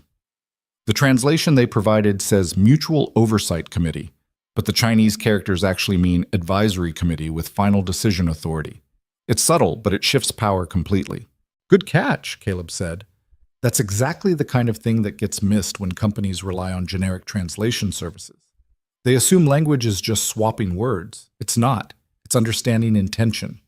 He looked around the table. Former factory workers, immigration specialists, people who'd learned languages in streets and homes instead of classrooms. People who understood that communication was about survival before it was about business. His team, built from scratch over the past months. Arya had given him budget and autonomy and told him to find people who saw the world differently. So he had. David, how's the Johannesburg prep coming? David Okafor, Nigerian, spoke 6 languages, had driven a taxi in Brooklyn for 8 years, nodded. Ready. I've reviewed all contracts, cross-referenced local regulations. The development team is trying to rush the timeline, but I found 3 permit issues that'll cause delays if we don't address them now. Send me your notes. I'll brief Arya this afternoon. After the meeting, Caleb returned to his office. Not the small room from those early weeks, but an actual space with a real desk and filing cabinets and a view of the East River. Photos of Sophie covered one wall. She'd insisted on decorating it herself, choosing frames at a craft store and arranging everything with intense 6-year-old precision. His phone rang. Sophie's school. His stomach dropped. This is Caleb Ward. Mr. Ward, this is Principal Morrison. Sophie's fine, but there was an incident on the playground. Another student pushed her, she pushed back. We need you to come in for a conversation. I'll be there in 20 minutes. He grabbed his jacket and stopped by Arya's office. She was on a call but waved him in. He waited while she finished negotiating something with someone in rapid French that he mostly followed. Sophie's school called, he said when she hung up. I need to go. Is she okay? She's fine. Playground fight. Go. Do you need anything? Just wanted you to know I'll miss the 3 o'clock with legal. I'll handle it. Give Sophie a hug from me. The easy partnership of it still caught him off guard sometimes. The way Arya trusted him to leave when his daughter needed him. The way she'd restructured meeting schedules around school pickups without ever making it feel like an inconvenience. He took a taxi to Sophie's school, one of the small luxuries his new salary afforded, and found her sitting in the principal's office looking mutinous. Dad, it wasn't my fault. I'm sure it wasn't, baby, but let's hear what happened first. The story came out in pieces. Another student, Marcus, had been teasing Sophie about her lunch. Something about how poor people ate weird food. Sophie had told him to stop. He'd pushed her. She'd pushed back harder. Marcus has been suspended for the rest of the day, Principal Morrison said. We're implementing a zero-tolerance policy on bullying, but Sophie also needs to understand that physical retaliation isn't— She's 6, Caleb interrupted, and she was defending herself. Mr. Ward, I understand, but we have to teach conflict resolution. You have to teach kids that bullying has consequences. Caleb kept his voice level. Marcus targeted my daughter for being different. She stood up for herself. I'm not going to punish her for that. Principal Morrison looked uncomfortable. We expect all students to use their words, not their hands. And when words don't work, then they come to a teacher. And how long does that take? How many times does she have to ask politely before someone intervenes? Caleb leaned forward. I grew up poor. I know what it's like when other kids decide you're lesser because of what you bring for lunch or how your clothes fit. Teaching Sophie to be passive doesn't protect her. It teaches her that being a target is her fault. Sophie watched this exchange with wide eyes. Principal Morrison sighed. I understand your perspective, but our policy can include room for self-defense. Sophie's not suspended. If that's a problem, I'll take her out of school today and we'll discuss it with the school board. There was a long pause. Then, that won't be necessary. Sophie can return to class, but we'll be monitoring the situation. Fair enough. Outside the office, Sophie grabbed Caleb's hand. Am I in trouble? No. But I pushed Marcus. You stood up for yourself. That's different. Principal Morrison said I should have told a teacher. Principal Morrison has to say that. Doesn't mean it's always right. Caleb knelt down to her level. Sometimes people will try to make you feel small because they think you're different or don't belong. You can walk away. You can tell an adult. But if someone puts their hands on you, you're allowed to defend yourself. Always. Don't let anyone convince you otherwise. Sophie hugged him hard. Thanks, Dad. Anytime, baby. He took her out for lunch at a diner near the school. Grilled cheese and fries, her favorite. She talked nonstop about Marcus and the playground and how her friend Emma had told Marcus he was mean and how the teacher had made everyone sit in timeout.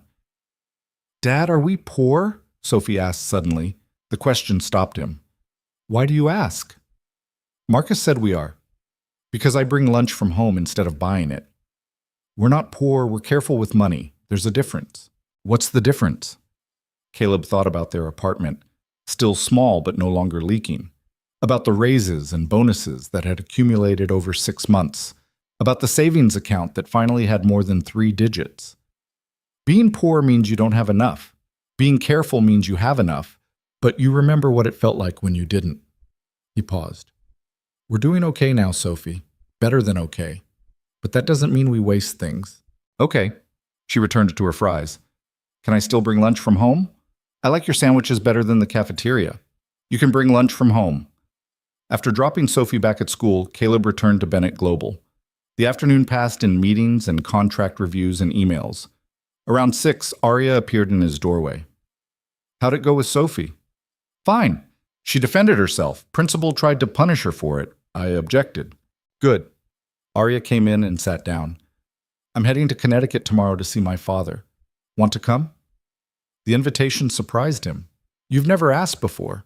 "I know, but I thought, I don't know. Maybe it's time." They drove out Sunday morning. Sophie came too, entertained in the back seat with a tablet and headphones. The care facility was expensive and quiet, all soft colors and gentle voices. Arya's father occupied a sunny room overlooking gardens. He sat in a wheelchair by the window, body present but vacant. Arya had warned Caleb about this, but seeing it was different. The man who'd built Bennett Global was gone, leaving only a shell. "Hi, Dad." Arya kissed his forehead. "I brought friends. This is Caleb Ward. He's head of international strategy now, and this is Sophie." Sophie hung back shyly. The presence of someone so clearly broken frightened her. "It's okay," Caleb said quietly. "Mr. Bennett can't respond, but he can hear us."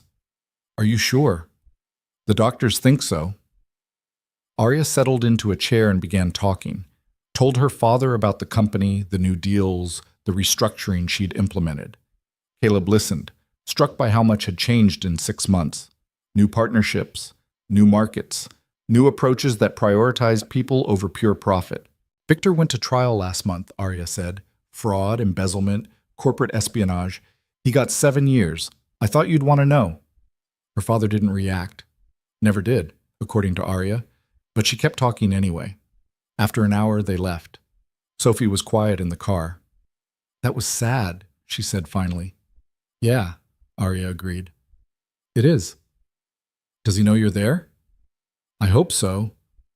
"Do you miss him, like the way he was before?" Arya was quiet for a long moment. "I miss who I thought he was. Not sure I miss who he actually was. Does that make sense?" "No. Me neither. But it's true anyway." That evening, back in the city, Arya joined them for dinner at the apartment. She'd been coming over more frequently over the past months. Casual dinners, Sunday morning pancakes, movie nights where Sophie fell asleep between them on the couch. Nothing had been discussed, no labels attached, just the slow accumulation of shared time that felt easy and right. Sophie monopolized Arya during dinner, showing off her latest drawings and explaining complex 6-year-old politics involving who sat with whom at lunch.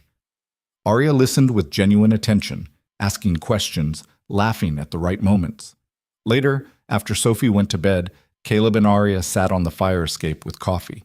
The November air was cold but not unbearable. "I've been thinking," Arya said, "about the company, about what we're building." "Yeah?"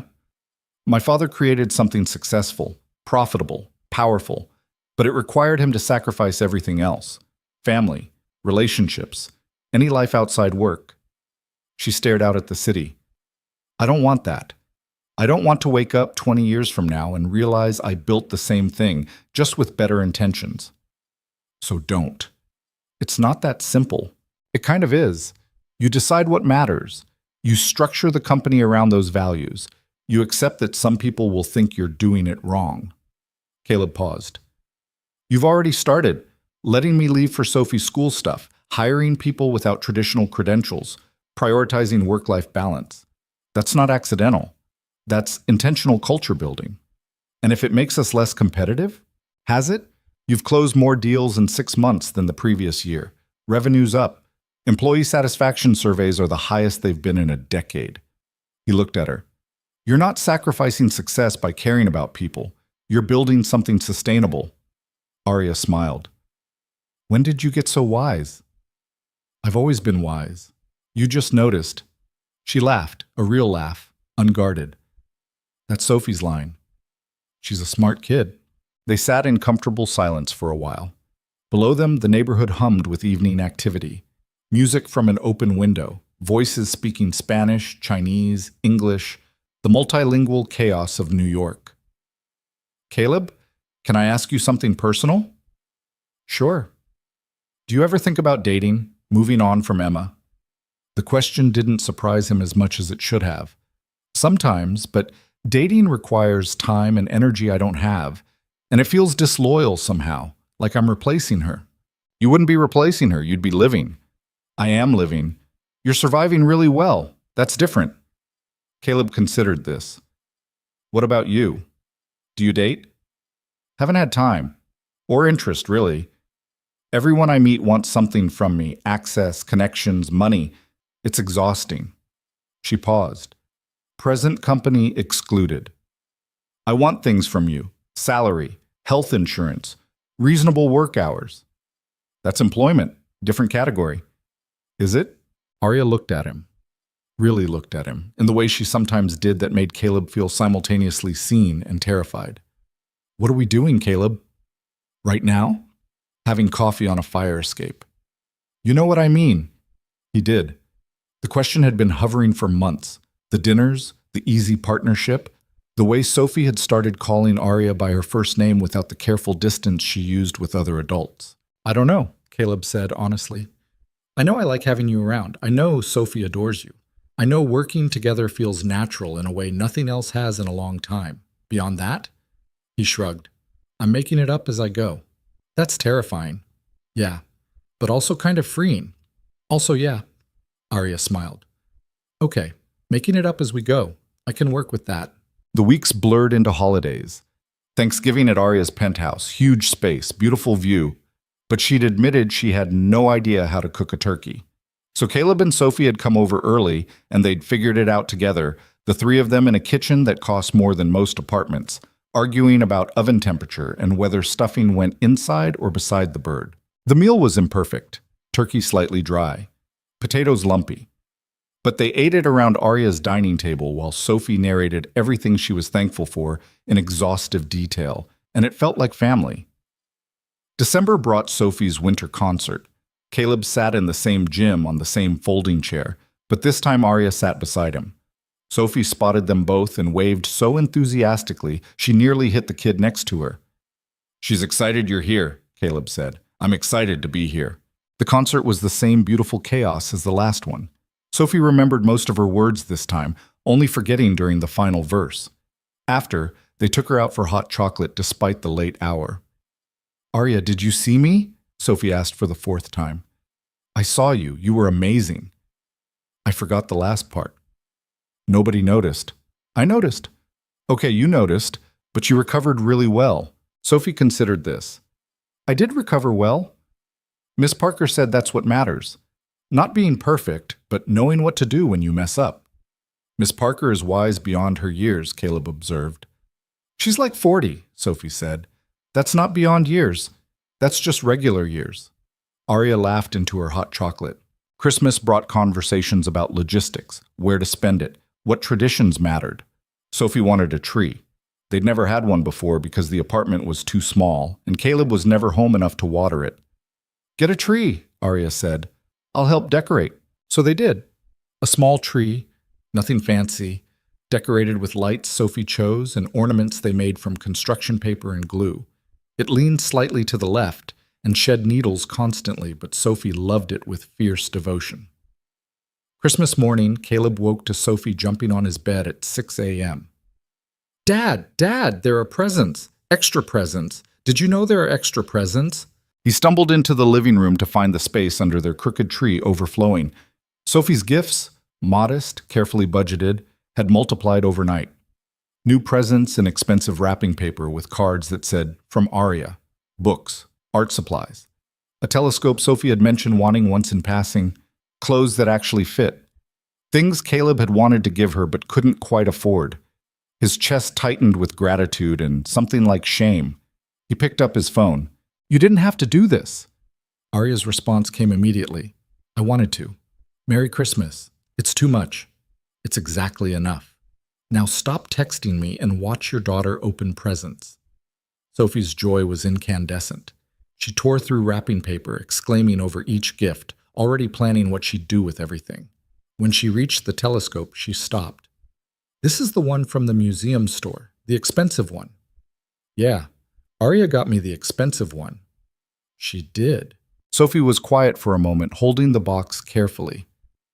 "Dad, is Aria, like, your girlfriend?" The question landed like a stone in still water. "Would that bother you?" "No, I like Aria. She's nice and she listens when I talk and she doesn't treat me like a baby." Sophie paused. "Is she your girlfriend, though?" "I don't know. We haven't really discussed it." "You should discuss it." "Oh, should I?" "Yeah, because if she's going to be around all the time anyway, it would be good to know what we're supposed to call her." Out of the mouths of children. Later that day, Aria came over for dinner. They'd planned it weeks ago, Christmas together, casual, just the three of them. She brought wine for the adults and fancy lemonade for Sophie and a homemade dessert she'd clearly spent hours on. They ate too much food and watched Sophie play with her new telescope and argued about which Christmas movie to watch. Sophie fell asleep on the couch halfway through, curled up between Caleb and Aria. "We should move her to bed," Caleb whispered. 5 more minutes. They sat in the dim light of the TV and the tree, Sophie's quiet breathing between them, and Caleb thought about all the Christmases he'd survived rather than lived. The first one after Emma died, the ones overseas when he'd worked through the holiday to avoid feeling anything, the ones after he'd returned when he and Sophie had been strangers sharing space. This was different. This felt whole. "Sophie asked if you were my girlfriend," he said quietly. Aria smiled. "What did you tell her?" "That I didn't know, that we hadn't discussed it." Very diplomatic. "She said we should discuss it." Smart kid. "So," Caleb looked at Aria across his sleeping daughter. "Should we discuss it?" "I don't know. What would we say?" "That I care about you, that having you in our lives makes everything better, that I'm terrified of screwing this up." All reasonable points. Aria was quiet for a moment. "I care about you too, about both of you. And I'm also terrified. My track record with relationships is terrible. I scare people off with my work schedule, or they want things I can't give, or they're interested in Bennett money, not me. I have my own job now. Your money doesn't impress me. I know. That's why this might actually work." "Might?" "I'm being realistic. We work together. You have a daughter. I run a company. The complications are significant." True. Caleb thought about this. But the alternative is walking away from something good because we're afraid of the complications. And I've spent enough of my life walking away from things. Aria looked at him, expression soft. "So we try?" "Actually try, not just make it up as we go." "We try, while also making it up as we go, because let's be honest, neither of us knows what we're doing." "Fair." They moved Sophie to her bed without waking her. When Caleb returned, Aria was putting on her coat. "Stay," he said. "It's late." "I know, stay anyway." She hesitated, then took off her coat. They talked until 2 in the morning, sitting on the worn couch in the apartment Caleb had once been embarrassed to let anyone see. Talked about Emma and Aria's father, and the different ways grief shaped people. About Sophie and the company and what they wanted their futures to look like. "I don't need perfect," Aria said. "I've spent my whole life around people performing perfection. It's exhausting. I just need real." "I can do real." "I know. That's why this scares me." Morning arrived too fast. Aria left early, kissing Caleb goodbye in the doorway like it was the most natural thing in the world. Sophie woke up an hour later and immediately asked if Aria had stayed over. "She did." "Did you discuss it?" "We did." And we're trying, being together, as a couple. Sophie nodded seriously. Good, I approve. I'm so relieved. You should be. I have very high standards. The new year brought new challenges. A major negotiation in Tokyo that required Caleb to be gone for 5 days. A restructuring at Bennett Global that eliminated positions and created enemies. A difficult conversation with Sophie's teacher about her reading level and whether she needed additional support. But it also brought moments of unexpected grace. Sophie reading her first full book alone and running to tell Caleb with tears of pride in her eyes. Arya successfully navigating a hostile board meeting without Caleb's help, then calling him afterward just to hear his voice. The three of them finding a rhythm that worked, some nights at Caleb's apartment, some at Arya's penthouse, all of them feeling equally like home. In March, Sophie asked the question Caleb had been dreading. Dad, do you think Mom would like Arya? They were making breakfast, pancakes, Sophie's weekend ritual. Caleb nearly dropped the spatula. Why do you ask? Because I like her. But Mom was your wife, and I don't remember her much, and I wondered if she'd be okay with Arya being around. Caleb turned off the stove and sat down at the table.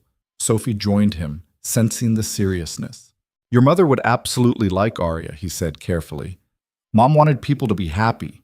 She wanted me to be happy. She wouldn't want us to be alone forever just because she's gone. Do you miss her? Every day?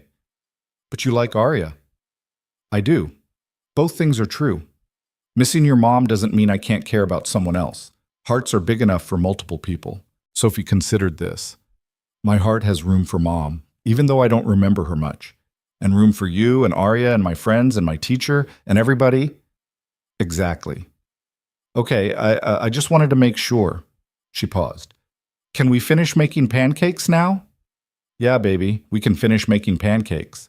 In April, Caleb's team closed a deal in South Korea that the company had been pursuing for 2 years.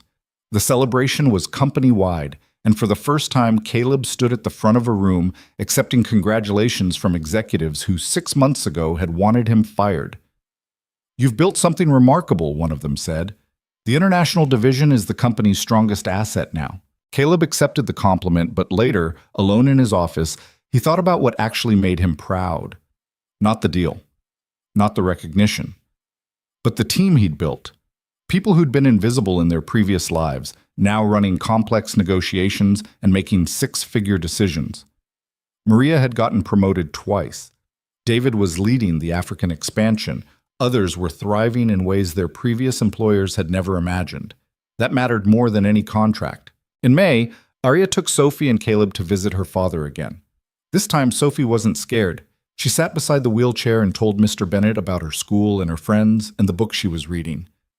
Your daughter is really smart, Sophie told him seriously. She runs a whole company, and she still has time to help with my homework. That's impressive. Arya's eyes filled with tears. Caleb reached over and took her hand. On the drive back, Sophie asked when they were going to move in together. Who said we're moving in together? Caleb asked. You're together all the time anyway. Seems silly to have 2 apartments. It's complicated, Sophie. Adults always say that. Arya laughed. She's right, though. We should discuss it. So they did.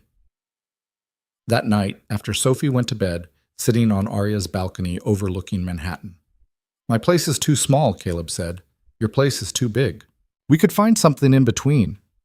With good schools nearby for Sophie. An office space for both of us to work from home sometimes. This is crazy. We've only been officially together for 5 months. I know. Arya smiled. But when you know, right? Caleb thought about Emma, about the years they'd dated before getting married, doing everything in the proper order, following the expected timeline. It hadn't protected them, hadn't changed the outcome. Sometimes careful planning didn't matter. Sometimes you just had to trust. Okay, he said. Let's do it. They found a place in July. Brownstone in Brooklyn, 3 bedrooms, yard for Sophie to play in. Expensive but manageable with their combined salaries. They moved in August, Sophie directing the placement of furniture with the authority of a general commanding troops. This is my room, and it's bigger than the old one, and I can have friends sleep over now, she announced to anyone who would listen. The first night in the new house, they ordered pizza and ate sitting on the floor because the dining table hadn't been delivered yet. Sophie fell asleep on the couch, exhausted from unpacking. Caleb carried her upstairs to her new room, tucking her in carefully. When he came back down, Arya was on the back porch looking at the small yard. "I never thought I'd have this," she said quietly. "What?" "Normal. A house. A family. I thought I'd always be the person married to work, too busy or too damaged to build anything else." Caleb joined her on the porch. "You're not damaged. Neither are you, but we both are, a little. That's okay, though. We fit anyway." "We do." They stood together looking at the yard, the sky, the life they were building. Somewhere in the distance, the city hummed. But here, in this small pocket of Brooklyn, there was quiet. Sophie started second grade in September, made new friends immediately, adapted to the new school with the resilience of children. She joined art club and soccer, activities Caleb could finally afford without stress. Bennett Global thrived. The international division expanded to 20 employees, then 30. Caleb hired people who reminded him of himself, overlooked, underestimated, carrying skills the world hadn't valued. He built a department that operated on the belief that different perspectives weren't just valuable, they were essential. In October, a year after that first night in the conference room, Caleb was invited to speak at a business conference about international strategy. He almost declined. Public speaking terrified him, but Arya convinced him. "You have things to say that people need to hear." So he spoke. Told his story without embellishment, janitor to advisor, grief to purpose. The audience was silent, then erupted in applause. Afterward, a young woman approached him. "I work in hospitality. I speak 4 languages. No one takes me seriously because I didn't go to college. Your speech gave me hope." "Apply to Bennett Global," Caleb said. "We're always hiring people who actually know what they're doing." She did. They hired her. In November, Sophie asked if Arya was going to be her stepmom. They were decorating for Thanksgiving, their first major holiday in the new house. Sophie was hanging paper turkeys she'd made at school. "Would you want that?" Arya asked carefully. "I don't know. Maybe. What would it mean?" "It would mean Arya and I got married, that she'd legally be part of our family." "Is she already part of our family?" "Yes." "Then why do you need legal?" Caleb and Arya looked at each other. "That," Arya said, "is an excellent question." They discussed it that night after Sophie went to bed. Neither of them cared about traditional timelines or societal expectations. They'd already built a life together. Marriage felt both unnecessary and inevitable. "I want to," Arya said, "not because we're supposed to, but because I want everyone to know this is permanent, that I choose you and Sophie every day." "I want to also, for the same reasons." "So we're getting married." "Apparently we're getting married," they told Sophie the next morning. She considered it seriously. "Can I help plan the wedding?" "Absolutely." "And can I wear a fancy dress?" "The fanciest." "Okay, I approve." They married in January, small ceremony, just close friends and Sophie. No elaborate production, no stress about impressing people. Just vows exchanged in their living room with Sophie standing between them, holding both their hands. "I promise to love you," Caleb said to Arya. "To support your dreams even when they terrify me. To be honest, even when it's uncomfortable. To build a life with you that makes space for all of us." "I promise to love you," Arya said. "To value your perspective even when it challenges mine. To protect this family we've built. To never take for granted the gift of being chosen." Sophie cleared her throat. "I also have promises." They looked at her surprised. "I promise to be good most of the time," Sophie said seriously, "and to tell you when I'm not being good, and to love you both even when you're being annoying." The officiant laughed. "Those are excellent promises." After the ceremony, they had dinner with their small gathering of people. Maria and her boyfriend, David and his family, Claire, who'd become a friend somewhere along the way, a few others who'd witnessed this unlikely story unfold. Later, after everyone left, the 3 of them sat in the living room. Sophie had changed out of her fancy dress, but refused to take off the flower crown she'd insisted on wearing. "Are we a real family now?" she asked. "We were a real family before," Caleb said. "The wedding just made it official." "Oh," Sophie thought about this. "Then what changes?" "Nothing," Arya said, "and everything. We keep being exactly who we are, but now we've promised to keep choosing each other, even when things get hard. Things are already hard sometimes. I know. That's why the promise matters. Sophie nodded, satisfied. Can I watch TV before bed? One show. She ran off, flower crown bouncing. Caleb and Arya sat together on the couch, listening to the sounds of their house. TV from Sophie's room, the heater clicking on, street noise filtering through windows. I can't believe we did this, Arya said. Having regrets already? No, the opposite. I can't believe we almost didn't. Can't believe I almost fired you to save my reputation.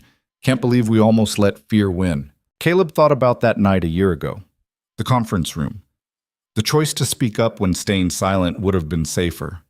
The 1,000 small choices since then that had built this life. I spent years running from everything that scared me, he said quietly. After Emma died, fear became my compass. If something terrified me, I avoided it.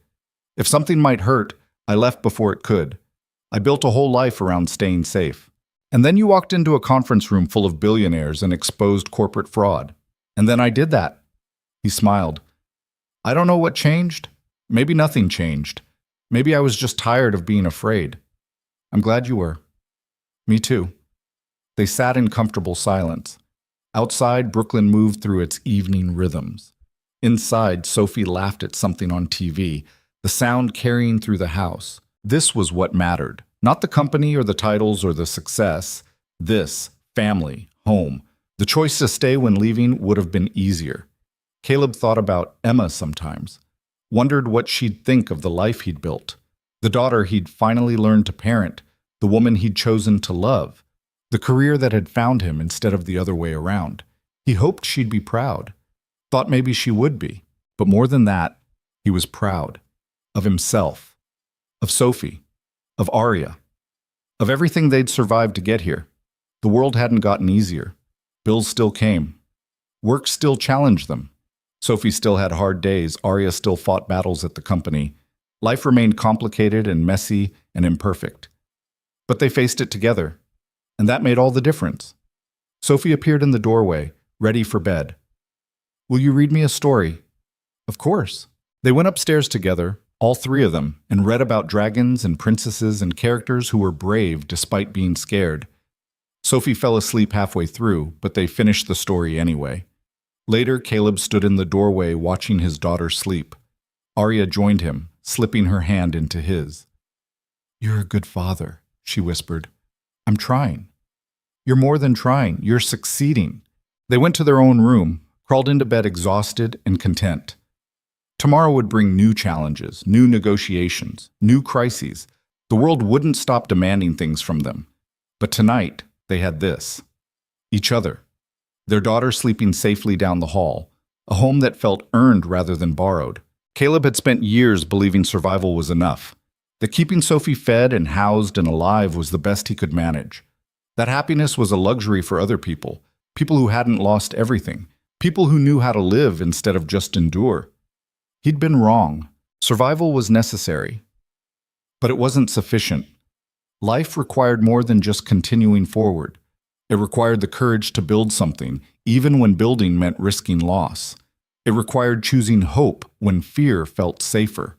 It required believing that broken things could heal without becoming what they were before. He wasn't the same person he'd been when Emma died. Wasn't even the same person who'd walked into that conference room a year ago. Loss had changed him. Grief had reshaped him. But so had love, so had Sophie, so had Arya, so had the choice to stop running and finally stand still. What are you thinking about? Arya asked in the darkness. How lucky I am. Luck had nothing to do with it. You worked for this. We worked for this. Fair. They lay together in the quiet house, and Caleb felt something he hadn't felt in years. Not happiness exactly. That felt too simple. Not contentment either. That felt too passive. Peace. That was it. The kind that came not from the absence of struggle, but from knowing you could handle whatever came next. The kind that came from being seen completely, flaws and failures and all, and chosen anyway. This was enough. This was everything. This was home. And for Caleb Ward, who'd spent so long running from home, finally staying felt like the bravest thing he'd ever done.